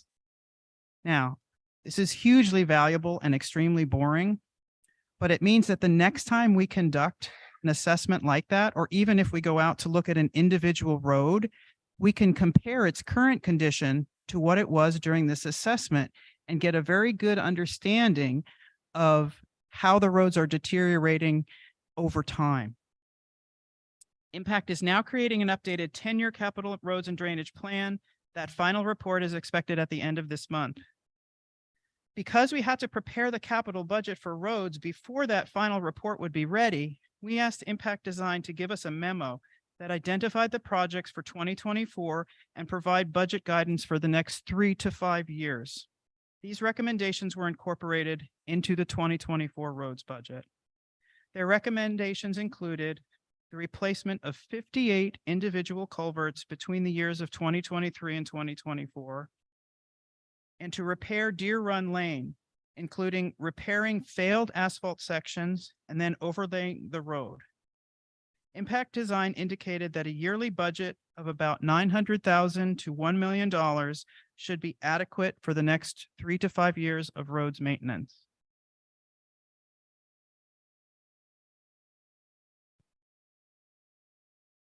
I'll just mention about culverts real fast, this culvert vegetation control. So out of your dues, you'll see that the $37.13 is your roads portion of the dues, that total $146.06. But that $37.13 for roads. So basically in 2016, the SGM at that time, it's approximately like $3.01. And that $37.13 goes to earmarked for CVC work, every month. And back in, I believe we got a auditor letter back in 2016, talking about the CVC type stuff. So basically, just put in a quick nutshell, what that means is, yes, we can collect the money and take it into roads, and then we can spend that money on CVC and capitalize it as a roads asset that'll be depreciated, obviously. But the bottom line is we can spend it on roads so long as that work is non-routine in nature. It's not like an annual maintenance type thing. It's like we do different sections, which we do every 3 to 5 years, and that goes towards maintaining the long-term integrity of the culverts and roadways, which is what we do. Thanks, Joel. Since he brought that up, I'm going to jump in just real quick. Sorry, Joanna, I apologize for, this is a little unplanned, but I think it's really important because there were some false statements and it confuses people.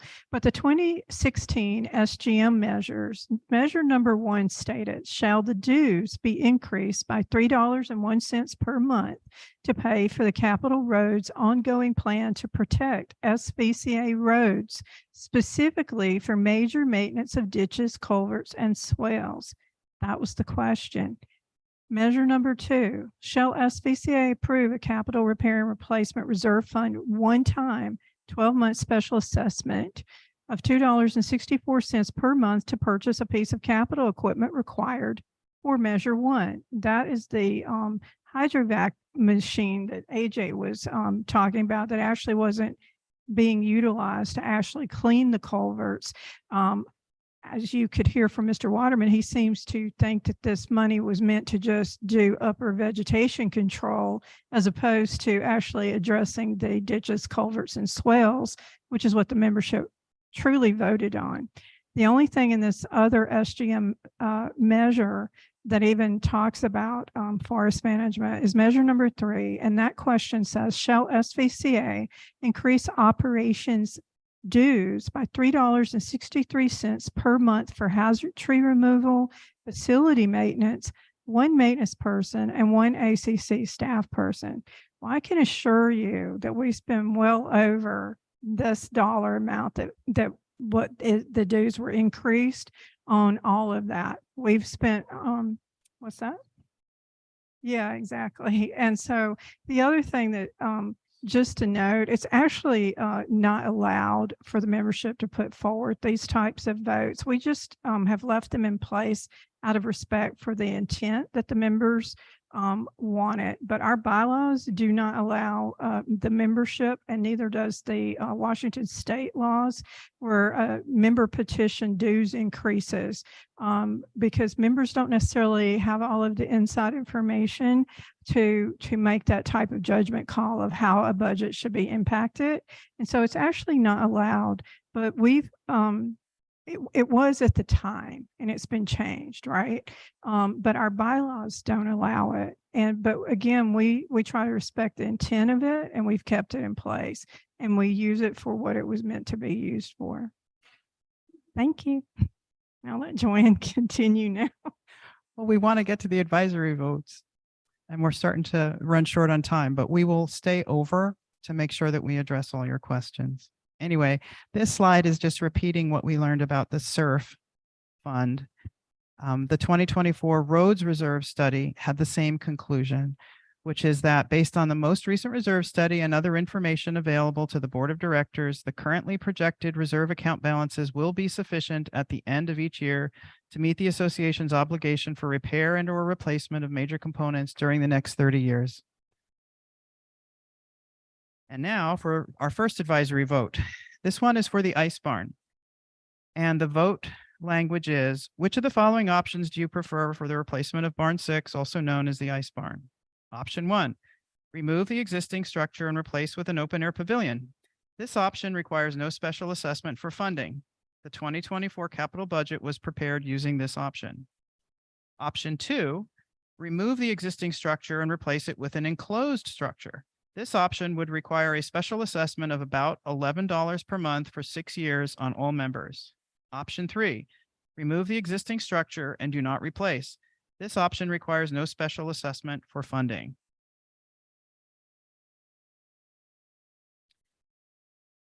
Here are pictures of the ice barn. Barn 6, or also known as the ice barn, was built in the 70s. It is a typical pole barn and covers approximately 13,000 square feet.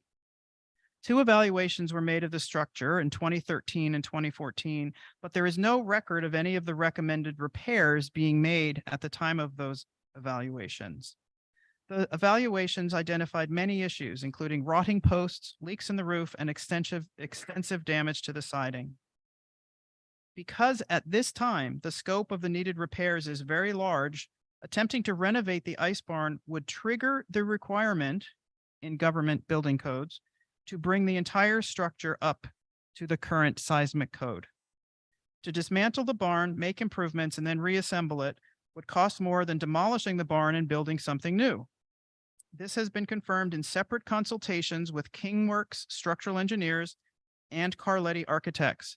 Spaney Buildings, a pole building contractor, has also reviewed Barn 6 and verified that while remodeling it is possible, it would certainly cost more than replacing it. Having accepted that replacement is the only option, SVCA has explored 2 different concepts, both using the same or a very similar building footprint and both keeping the general appearance of the existing structure. So this is a floor plan, and it's really hard to see and imagine what it would look like. But the idea for concept 1 is that it would be an enclosed building, and the preliminary layout is shown in the picture.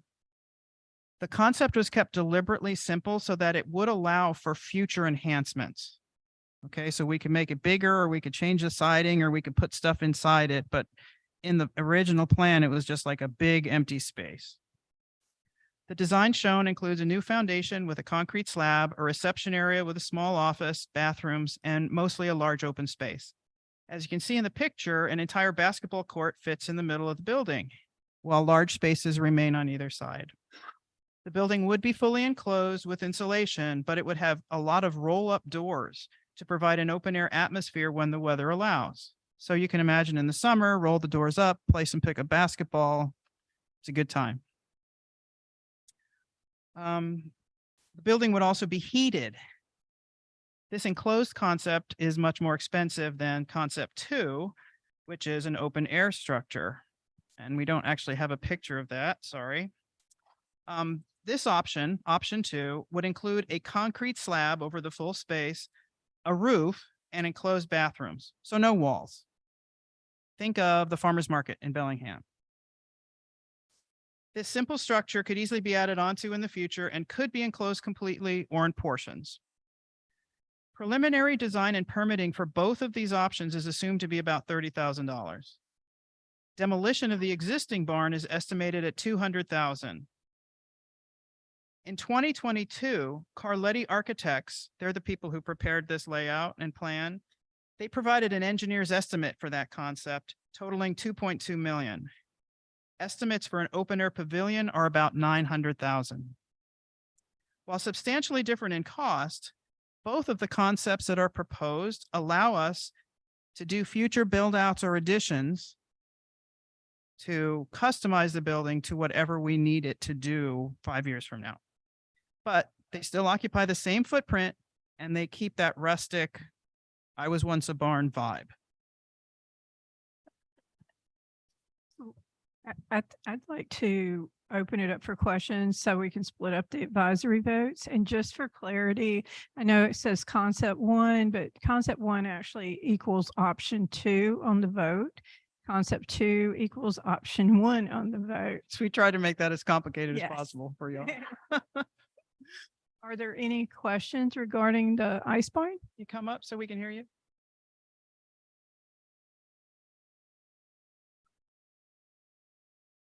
Bradley Smith. What is the ice barn used for? Right now, we have miscellaneous storage in it, but only employees are allowed inside because, What's the future like? What is it? oh, either of these two concepts, Yeah. you mean? Well, we've had quite an overwhelming response to the holiday fair that's planned for November the 11th, but the dance barn can only fit about 25 vendors. A barn or a building of the size that we've just discussed to replace the ice barn could easily encompass 75 people. So you could have a much larger event like that. We had a successful anniversary celebration in August. Yep. The months run together for me. And we could do similar events in the fall and the winter if we had an enclosed area. The other element that is lacking here in the recreational corridor is a place to play games like a pickup game of basketball or floor hockey or even ping pong. We do have a ping pong club and they meet here and they're always having to change around their schedule because so many different clubs and groups use this space. So that's the idea. It would be a very versatile space. And as Joanne mentioned, it can grow as the community makes new determinations. Like you can hold a wedding. You can be assured that if you want to hold an outdoor wedding, you're still going to be covered. Same thing with planning our events. That's one of the things that cuts into these flea market type of events. They haven't been super successful because sometimes we've had really bad weather. This would ensure that we could promote these and confidently know that people can attend them. And if you go with the open air pavilion, which is the one that we have included and is budgeted, and it doesn't increase dues at all. It's already budgeted and planned for. So, so basically option 1 is already included in our planning process and our budgeting process. And what that does though, is it gives you the open air pavilion, but again, it can be added on to, the plan would be that it could be enclosed at some time. If for some reason, let's say that it was determined we needed a new fitness center, for example, then you could actually move it over there and enclose that area of the building or daycare type of a situation. I know there's some legal issues about doing daycare out here, but there, it does open up a lot of opportunity that we don't have. What's that? That's right, Jazz Festival. That's right, exactly. And the other thing with that is you can serve liquor out there. So, that's right. You mostly answered my questions with this discussion, but I was just curious if the enclosed concept is voted in, and like you said, there's expansion for the future, would there be, is it like a vote of the membership to say you want to put a pickleball court in there, or I know probably not a hot tub, but a big one or something like that. How would that in the future, the decisions be made for something once it's enclosed? So basically, this is an advisory vote. So it actually doesn't, what this does is just tell the board in a verifiable way that this is what the members want. And one of the reasons for doing this is that as a board, we can actually only budget and plan for 1 year at a time. We don't actually have control over future boards, even though we can say, this is the 10-year plan. This is what we planned, but a future board could change it. So what we really wanted to document it, especially with the marina, because that is so far out. We have to plan so far ahead. We really want this documented input from the membership. And so because that's really your only way to hold a future board to what it is that the membership wants. But as far as what you're talking about, that really is feedback to the board and to the management on that. And do you want to speak to any of that, No, I John? think you covered it. Okay. Thanks.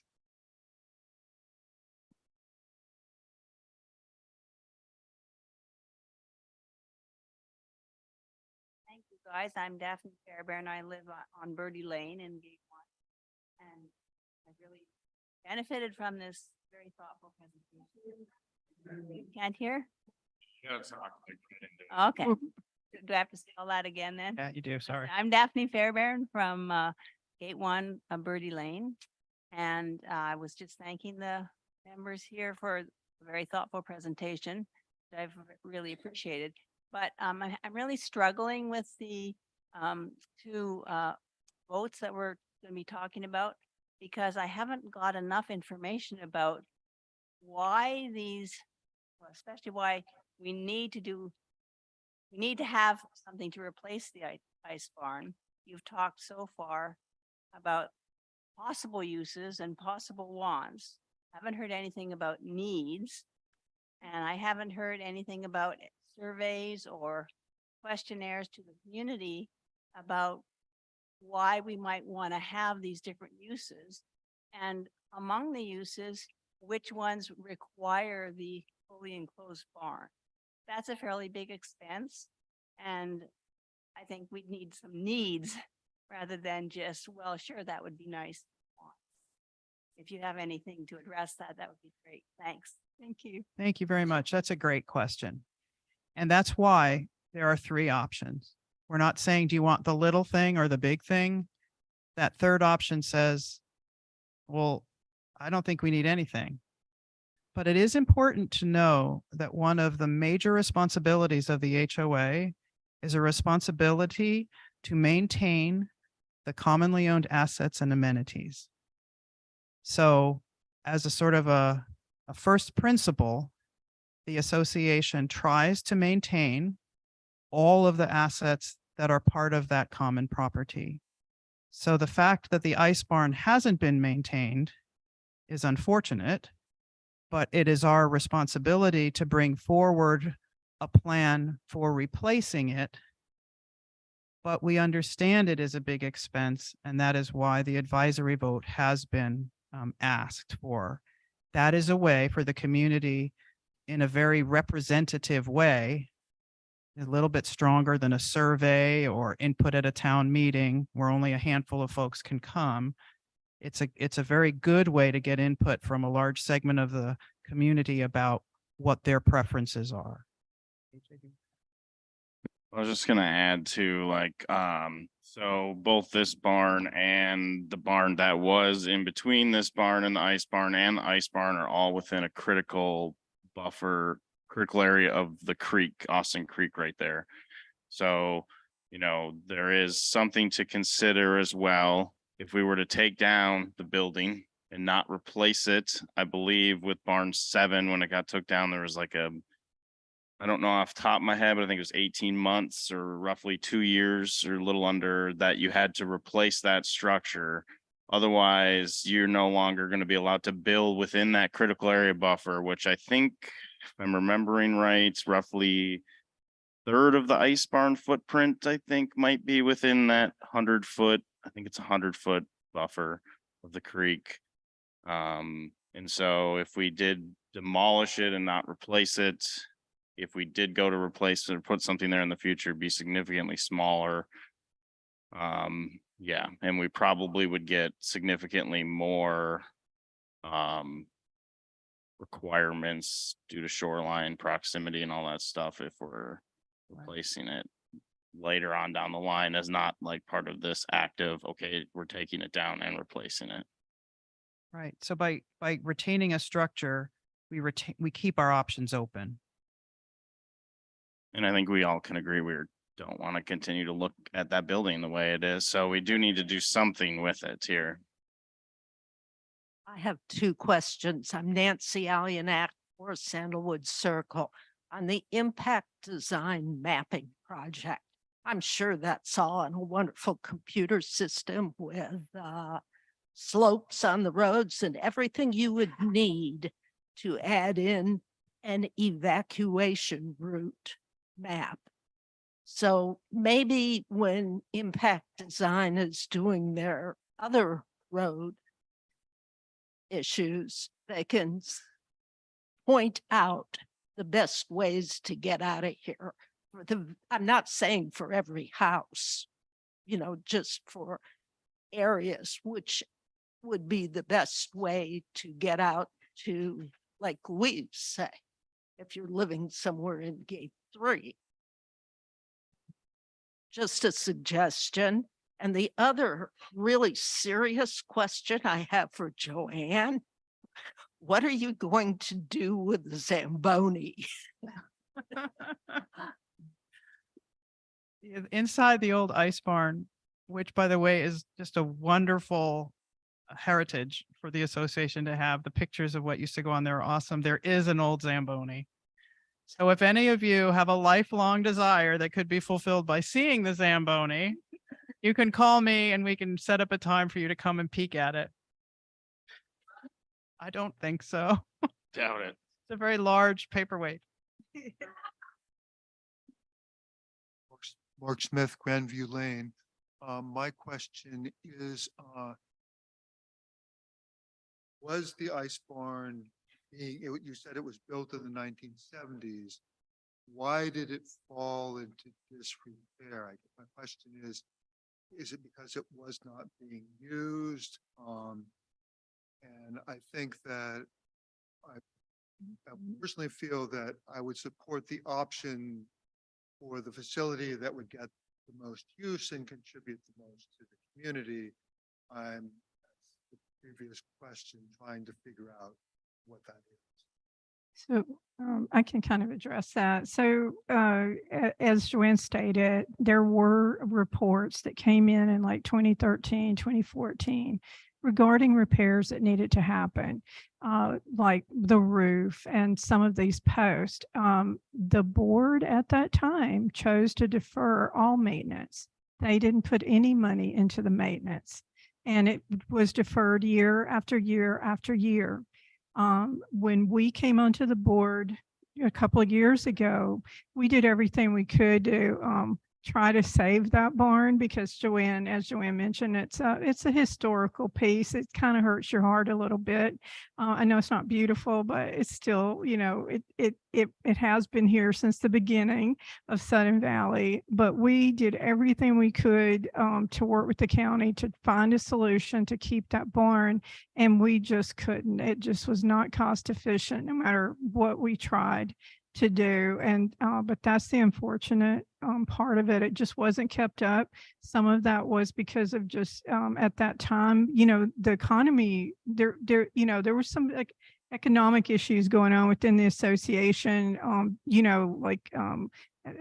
2008, 2009, it really hit this association. And so there were a lot of foreclosures during that period of time, a lot of defaulting on dues. So I'm not really at the 2013 point, I'm not necessarily blaming the board for that. I don't know that they really had the money at the time, but then it just continued once they were deferring maintenance. It continued after that is what happened. It's unfortunate.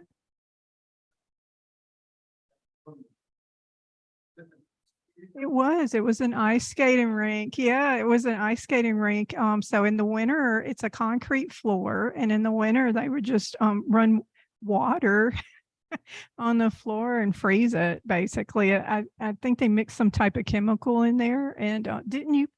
I can't. Well, Brian Krulak, I know because I've seen pictures. He grew up ice skating there. Did you go? Okay, yeah. So several.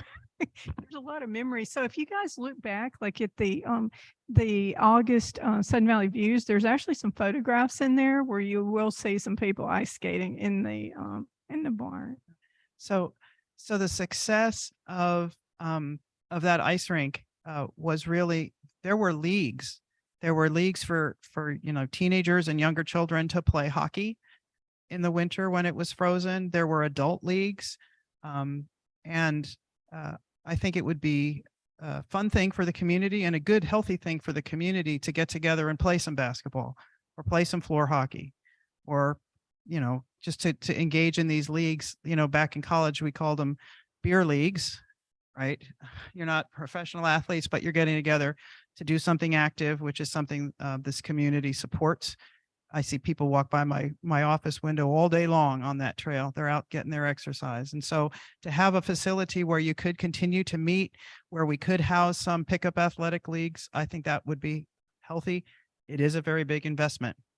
So recognize that. Again, I'm Elizabeth Huthert. I don't know if any of you realize that I am in charge of the garden club currently. We meet in that little room over by the library. There is such a lack of places to meet. A few years back, the adult sitter was dumped and the library was put in to that building with the promise that they would find an adult center for us. And it has not been done yet. Because of this, our seniors, and I see gray hair out there, so I know that some of you are seniors. We can not have any kind of lunch program here. There's no place to have an adult day activity center. It's just a crime that we don't have enough space in this valley. We used to have, and over the years, I moved in here in 2000, and over the years, building after building has been knocked down. And it's time we save one, we build it. Please make it heated, because I'm a little old lady and I get cold. But one of the things about a senior center is you can reach out to a number of places and obtain grants to have programs. So it wouldn't probably pay for the building, but over the years, it would be bringing money into the people for Sudden Valley. Thank you. Awesome. Thank you so much. Okay.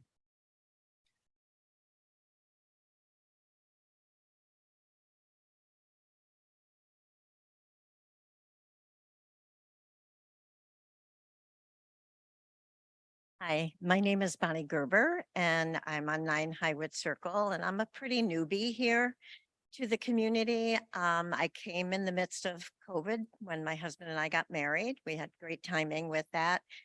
I just want to kind of say something. I'm an observer. of things and people and communities at large.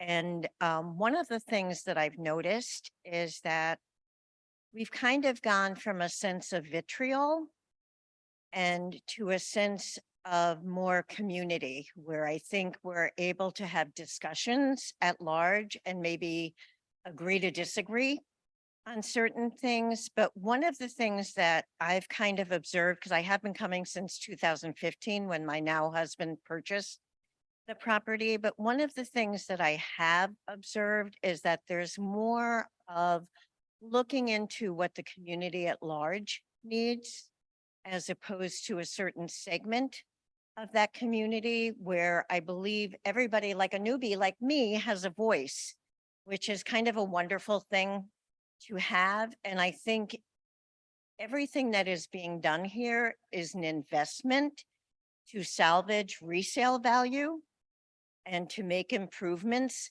for the entire community, discussing an ice rink, discussing a senior center and things like that. I think, really is representation for the youth of our community, or the seniors in our community and everything. And I do appreciate the question about an evacuation route.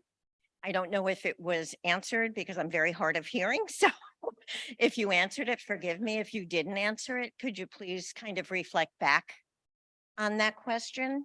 And that's all I have to say. So thank you. Thank you so much. You want to take the evacuation?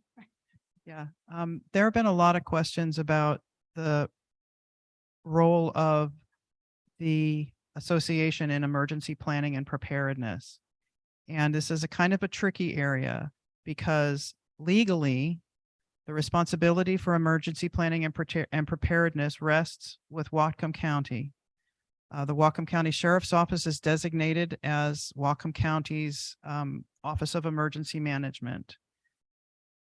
So they are the ones responsible for it. From another perspective, however, and this is the one that guides me and gives me great caution about this topic, is the association is not resourced. We don't have staff and we don't have funding to be a first responder organization. Every single day, I hear every call almost that comes into the association, because the walls are a little thin in our offices. And many people call us for information about all sorts of things, most of them not related to the association. And when this summer there was a brush fire at the Stimson Reserve, many people were calling in a panic to the administrative office to ask if they should evacuate. Well, when those people called us is when we realized there was a fire at the Stimson Reserve. So we made sure to tell every person who called us how to sign up for Alert Sense through the county, because that is the reliable source of information in an emergency, not the administrative office. If you have a question about your dues, if you have a question about what roads have been cleared in the winter, if you have a question about what trails are open and what level of ability they take, please call us. But if you have a question about whether you should evacuate your home, I cannot answer that reliably. And I don't think you want me to answer that reliably. So that's the caution that I have. Should the association support people getting access to county and federal resources to learn more about preparedness? Absolutely. We can have meetings here, we can advertise them, we can make everyone aware of what the resources are in the county, but I don't want to usurp the role of first responders or give any single person in the association the impression that we can do that. We cannot. Thank you. I did just to kind of add to that. I did go to a meeting down at Whatcom Falls with Amy, and I can't remember it, Knopf, I think Knopf. And is it possible to bring somebody like that in from the county to have, and give information to we as residents then? Absolutely. And I've written that into the first quarter for next year in our planning. Oh, thank you. Thank you so much. Make every effort to Thank bring you. those folks in. I'm sorry, we're not taking any questions from you. Sam Shahan, 1 Whistling Swan Place. I would like to comment on the barn, the ice barn, and the possibility of having an open air pavilion with the potential for closing the building in and having an enclosed space. We have experienced at different times out here old buildings and then facing some rather large repairs or possibly not even being able to repair it. And at times we're close, we lose space that we have for backup. And I would like to recommend that we do the open air space at this time. It's because also we have structures such as the place we're sitting right now that they're old. And it's the same for the adult center. The adult center could need some major refurbishment. And then at that point, we have no place to put some of that stuff. It would actually give us some opportunity to advance some other opportunities later, because we did have a discussion a while back when we had a problem in the admin building, or the clubhouse, and we lost that space to utilize for things. And then we were talking about temporary office situations to actually operate. And then it turns out in order to have temporary office buildings, you got to have a flat place, you got to have some approvals, you got to have power and sewer. And always said it's not like a construction trailer, which I spent a lot of time in. Those things you pop up in but we would need a lot more than that. It's like, so by having some backup space would allow us then to have some alternatives if we have something that really cracks up. It's like something could happen, and then we have space that we could utilize, so we don't miss a beat. And especially for managing a place and having office, even the golf. It's like we definitely need something. And so in case we have a hiccup somewhere, and then we'd be prepared. And if we can get this done in the next couple of years and have that, it has possibilities. And then, because I'm really concerned about the adult center, that kicking the library out because we got to completely remodel it is a mess. Just thinking about it, where will they go then? And I would just really encourage everyone to consider that in their vote for the advisory questions. Oh, and by the way, I am on the board of directors and vice president this time, and I've seen a lot of these conversations, and we've studied a lot of these things, and so I recommend that we vote for it. It's like, so thank you. Thanks, Sam. All right, so we'll charge ahead to the advisory vote for the Marina docks. The question is worded: the replacement of the Marina wet slip docks is estimated to cost approximately 1.9 million. Which of the following options do you prefer for the funding of the Marina wet slip docks replacement when they have reached the end of their useful life? Option 1, beginning in 2024, increase annual wet slip use fees an additional $1,200 to provide about 1/3 of the funding required to replace the Marina wet slip docks. This option requires no special assessment for funding. The 2024 capital budget was prepared using this option. Option 2, place a 6-year special assessment of about $9 a month on all members to fund the replacement of the Marina wet slip docks. Option 3, do not replace the Marina wet slip docks at the end of their useful life. The existing Marina docks were installed in the early 1970s, putting them at approximately 50 years old. An evaluation of these docks was completed in March of 2017 and again in February of 2023, just this year, by Ashton Engineering. Both memos identify the docks to be at the end of their useful lifespan. It is not possible to identify exactly how many more years they might survive, but it is currently planned to replace them in 2029. A preliminary design has been completed to provide an accurate budget forecast for replacement. A few items to note of differences between the existing docks and the new layout. The existing design is curved, which is a custom design. And that's what's pictured in this slide. The new design is similar, but it includes two angled points with straight dock sections to generate an overall curve. By using those straight sections, we were able to use generic dock components, which kept the costs a little bit lower than if we had asked for a completely customized design. The new design adds water and electricity service to the docks for an estimated cost of about $46,000. The new design includes 92 slips versus 88 existing slips, and importantly, meets ADA requirements, including a minimum of 3 ADA accessible slips. In the new design, which I've cobbled together here from 2 different architectural drawings, in the new design, 4 ADA wet slips are included on the west dock. The east dock has none, and this is because an ADA compliant slip requires that the finger dock be widened to 5 feet. To meet ADA requirements, a new gangway is planned for the west dock.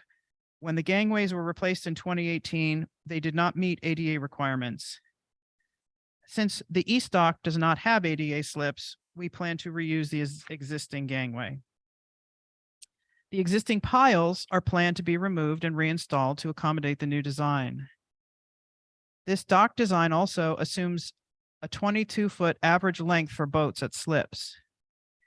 This boat length is needed to be reevaluated when design work begins to verify exactly what length of boat should be used, because that could dramatically change the design of the dock. This preliminary design that you're looking at was completed to provide an accurate budget forecast for replacement.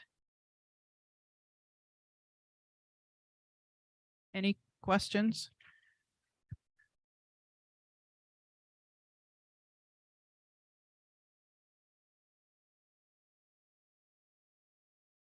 Cheryl Taylor, Caddy Lane. Are these wet slips the docks that were closed down because of improper permitting or anything? So those were different. Yeah, the launch dock is what people who have dry slips and just want to launch their boat into the lake, they need the launch dock. Okay. The wet slips are where you can pull up your boat and leave it tied off so that you don't have to keep launching it all season long. You just walk out on the dock and get in your boat. Okay, so it was the launch slip that was the one. So that one also wasn't ADA compliant and it wasn't properly permitted. And what we found when the engineering company came out is that when decisions were made to replace those gangways in 2018 and also put the standpipes, that the management at the time was informed that those docks were going to need to be replaced, that they were nearing the end of their useful life. And they chose to put standpipes and gangways that normally have a useful life of 25 to 30 years on docks that only had a few more years left. Worse, those gangways, as Joanne just said, they're not even ADA compliant, and we just put them in. Is there any recourse to go back to that contractor? It wasn't the contractor's management, which you already witnessed. That's why. So I think, there's some defensiveness going on right now. But all of that being said, at the end of the day, we can salvage some of those pieces. What they'll do is they'll tear down those standpipes and try to save as much of it as they can and then put it back when the docks are replaced. Because again, they still will have 20 more years of life left on them. So hopefully we'll salvage some of these pieces. Thank you. Cheryl, that's actually a really good question about the launch dock, because even if the decision is made by the community to remove the marina wet slips at the end of their useful life, which I'm not supporting or not supporting, it's just a choice that's out there for the community. But even if those docks were unavailable, it doesn't mean that the community couldn't enjoy the lake. They could continue to use the launch dock and the dry storage for boats and simply launch their boats when they wanted to use it. So The launch dock is a totally separate thing. So when we're talking about this advisory boat, we're talking about the wet slips, where the boats of the people who happen to have a rental agreement in place for a wet slip, they get to tie off their boat and leave it in the water instead of having to relaunch it every single time. So it's convenience, but access to the lake remains a feature of the marina because of the launch dock.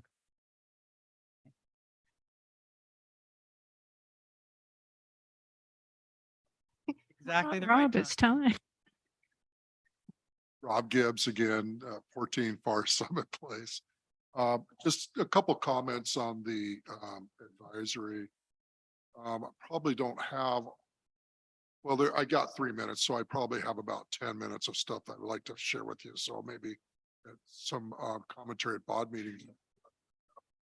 In regard to the advisory vote, I think that with the three options, I think there are other options available. It feels like the identification to need to replace the docks in 10 years came up very quickly. And there were some decisions made on how to plan. I understand to plan a budget, you gotta go with some kind of assumption. Okay, so I understand the additional fee. But there is some things I think if we thought about some out of the box thinking in regard to this, I think there are some income streams that we can use. I sent you all a couple of ideas about it. I didn't get a response. Hopefully you got my email, but like the city of Des Moines, they charge for parking to go into their corridor. They use it just like a parking garage. And the tenants, when they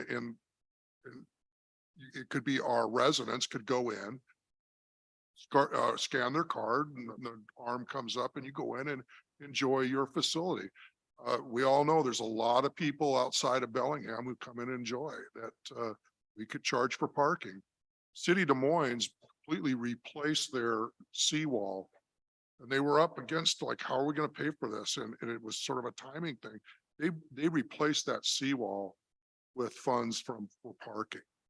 And I would put you in contact with the harbor master down there, people in the city of Des Moines that you could talk to. That's one out of the box thought. I'll bet if we brainstormed, a lot of people might have some ideas on what we might be able to do. Cause so to me, if it's a fee for the people who have the wet slips, and I'm not saying we shouldn't, I think that there are people who are mooring their boats, there's some responsibility there. I think as residents, we all own the facility. There is some responsibility there. And the idea of, well, let's just retire the place once the floats sink. Well, there's a lot of investment there that's been invested for years. We've put maintenance into that. I don't think that makes sense. We know that, there's probably some more financial people in the room that can help me, but at say $1,000 a year for fees, let's say, whatever that amount is at times 88, that's a lot of money that's going into operations. That's a lot of income. And as we know, most of that income has gone into operations. Unfortunately, we have not kept, am I at 3 minutes? Okay, I'll be back. But guys, if we could just think of some other alternatives, okay? It shouldn't be those. Just real quick, just to be clear, I don't think the advisory vote precludes management from looking at ways to bring in additional revenue surrounding the marina. But the reality is we have an engineering report that says 2029 is its end of useful life. Now, that doesn't mean it can't necessarily make it to 2030 but we need to, so this is putting some plan in place to be able to fund the replacement of that, and the board as a whole has unanimously voted to approve supporting the marina in the current budget, both replacing the ice barn with the open air pavilion and replacing the marina wet slips. So there is ways that maybe additional fees could be looked at. We still have, it's 2029. It's still 6 years away to do that. And maybe there's some grants we could try to find in the, I don't know what's available, like that type of stuff. So So AJ, would you support maybe, I don't even know if steering committee is the right word, but a lookout committee that could look for things like that, alternative methods? So Be open to that. I think that's a staff role. Yeah, To that's, look at revenue streams and find revenue streams for our association. Right. I'll be coming to have a cup of So meanwhile, just to also address that, meanwhile, we have an obligation to plan appropriately.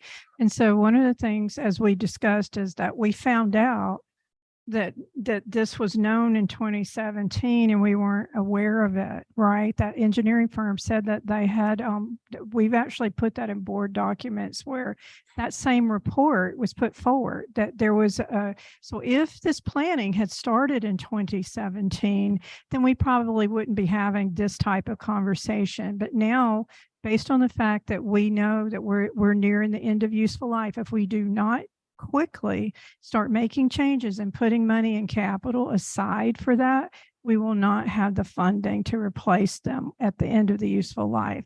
And all of the things you're suggesting, they take time.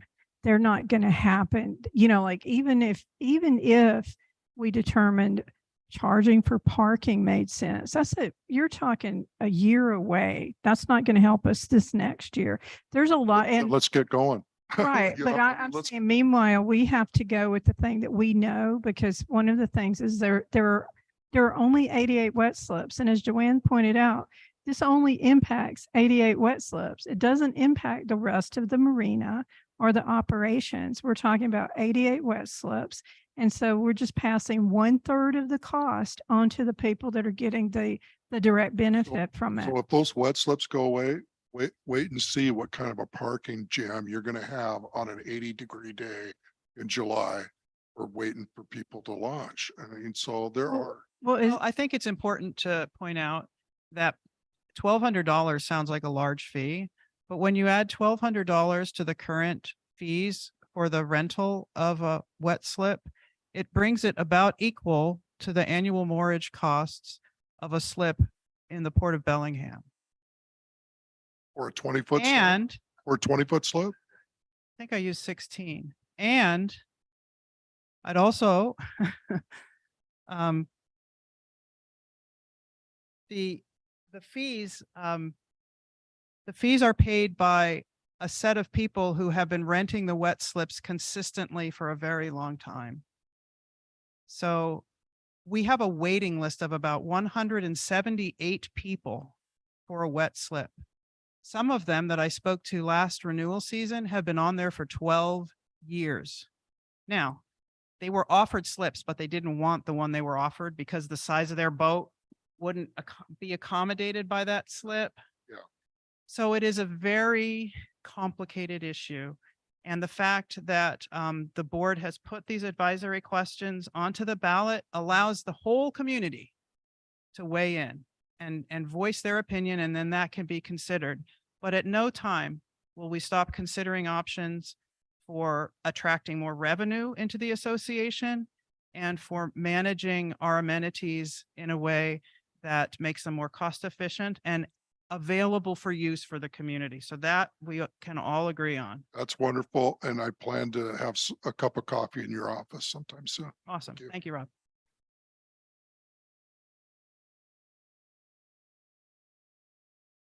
I think this will be easier.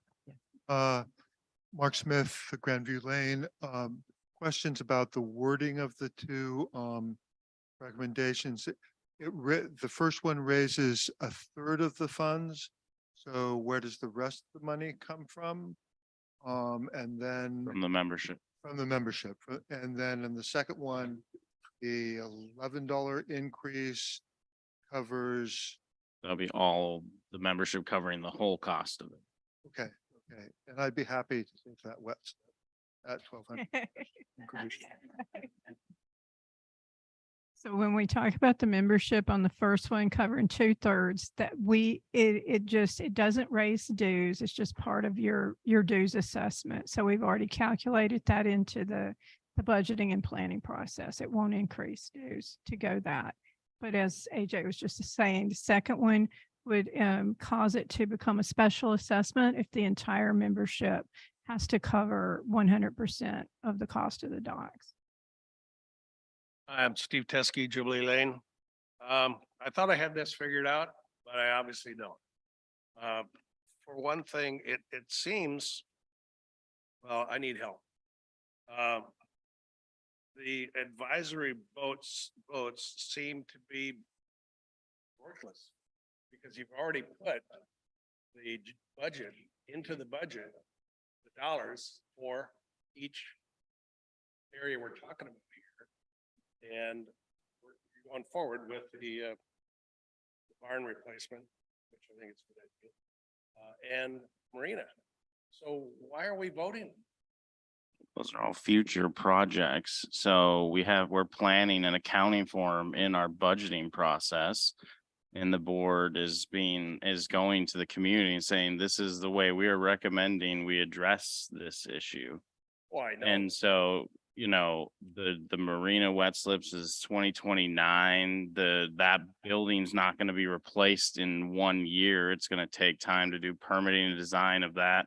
And so, there'll be like if something came back and the community was completely against what the board put forward, then the board will need to reevaluate at that time next year.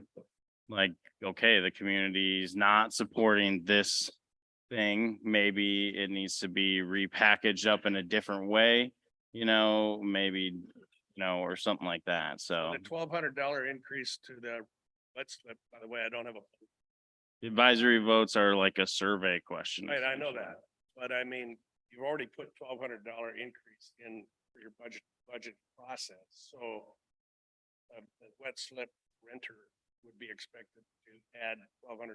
No, because the board hasn't Year. approved the increase of the fee.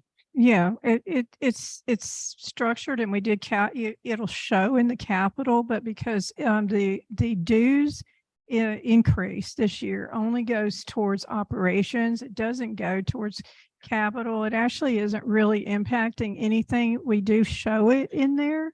And then it'll take like the new board, when it's reformed, will then vote on the fees and I'm quite sure that. Yeah, so we've laid the groundwork, but we haven't committed to making any of the changes, but we've made it possible to continue on this path if that's what. So, and as AJ was saying, one of the reasons it really matters is 2029 is a long way away. The Iceborne, not so much, but as we have all seen, things will start to be planned, and potentially when there's a new board or there's new management, things just fall by the wayside and they don't get taken care of. This is a verifiable way to document what does the membership really want. And so in the future, when it becomes time to really start putting that planning and engineering and everything in place for that, then there's something to look to. And if you have a board that's really not following this plan, whatever it is, then the membership is in a position to point to, we took this vote, we asked for this, this is the direction we wanted this to go in.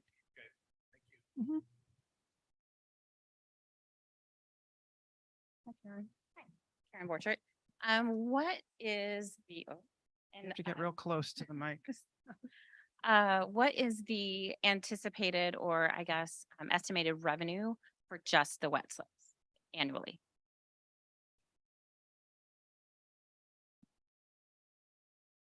Meaning, not that I'm advocating this at all, but like, if they were to go away, what is the change in the annual revenue that we would see if wet slips went away? Of course, these wet slips wouldn't go away until, let's just. Sure, assume- correct. But it's a piece of information that someone looking at all three options would want to know or would want to ask.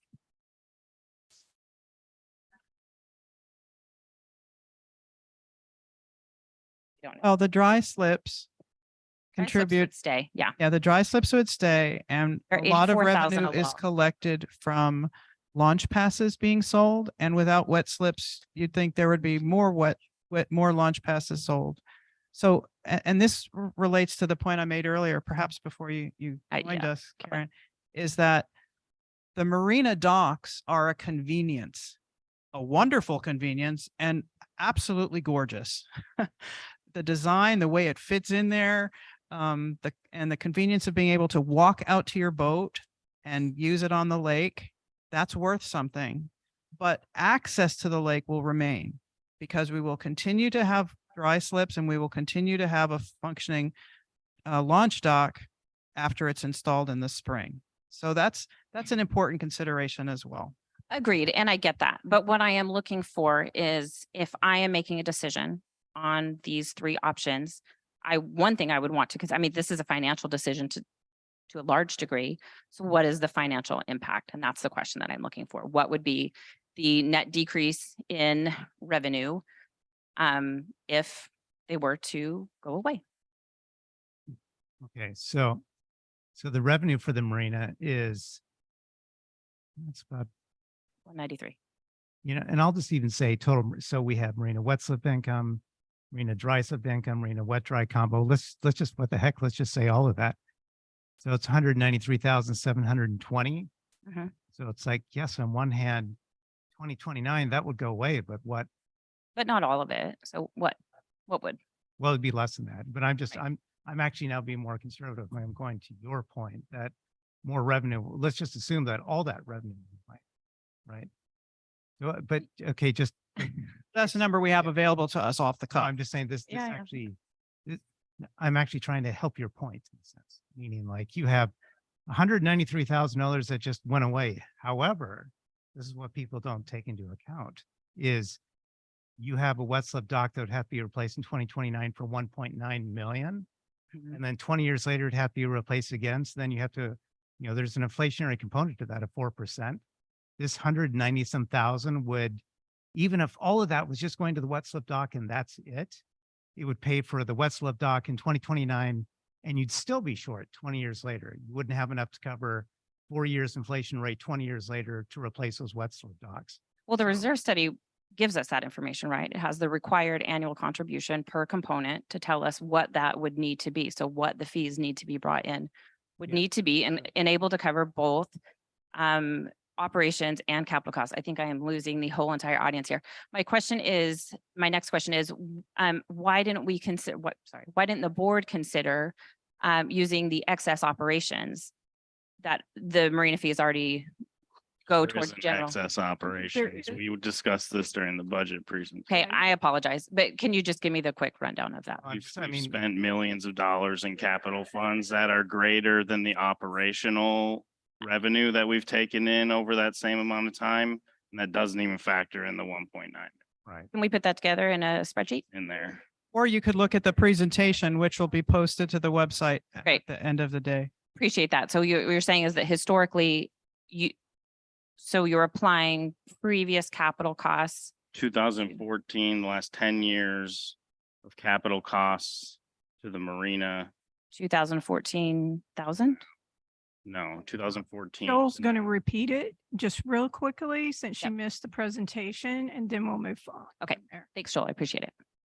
Okay, so just a quick look back over the last 10 years, 2014 through 2022.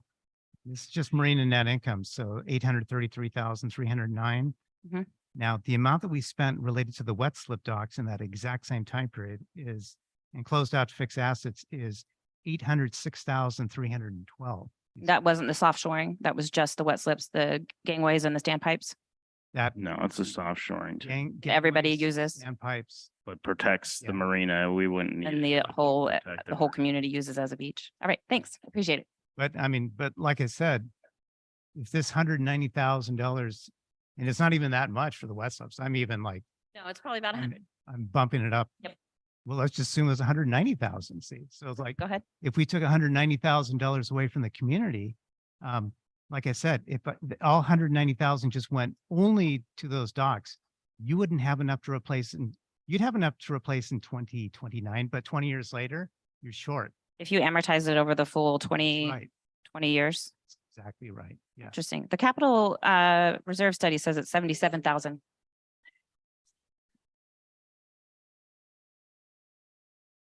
It's fine. I'm done. I'm done.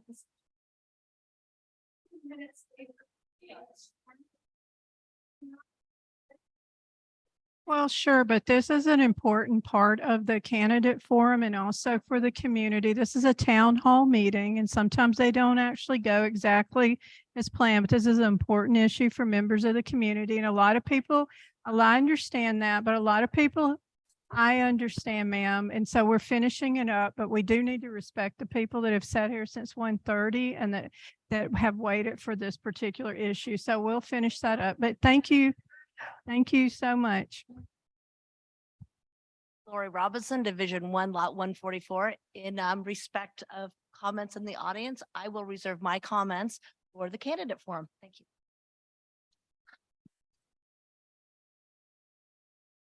So one thing, since we're talking about the candidate forum, and I'm going to throw this to the GM, but one of the issues that did come up during the last candidate forum was some misinformation that was spoken regarding these, the preparation for this marina dock. And Joanne, do you want to just cover what you talked about at the board meeting on Thursday real quick? Sure. A statement was made at the candidate forum that said that a third-party assessment of the condition of the docks had not been obtained and that it would be premature to go forward with replacing them without having a third-party assessment.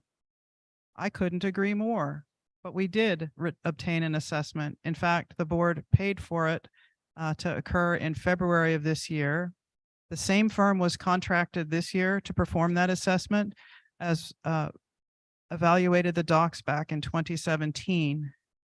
Now in 2017, many of the issues currently identified with the docks were also present and identified in that report. So the two reports together provide a unique set of information because not only do they give us point in time assessments, but we know that from 2017 to 2023, that was between 5 and 6 years, and we can see how much deterioration occurred in that time, which allows us to understand that the 2029 projected end of life for the docks is a realistic number. And that's one of the reasons why it's important to start planning now so that we can stockpile and accumulate the money in reserves to pay for that important replacement.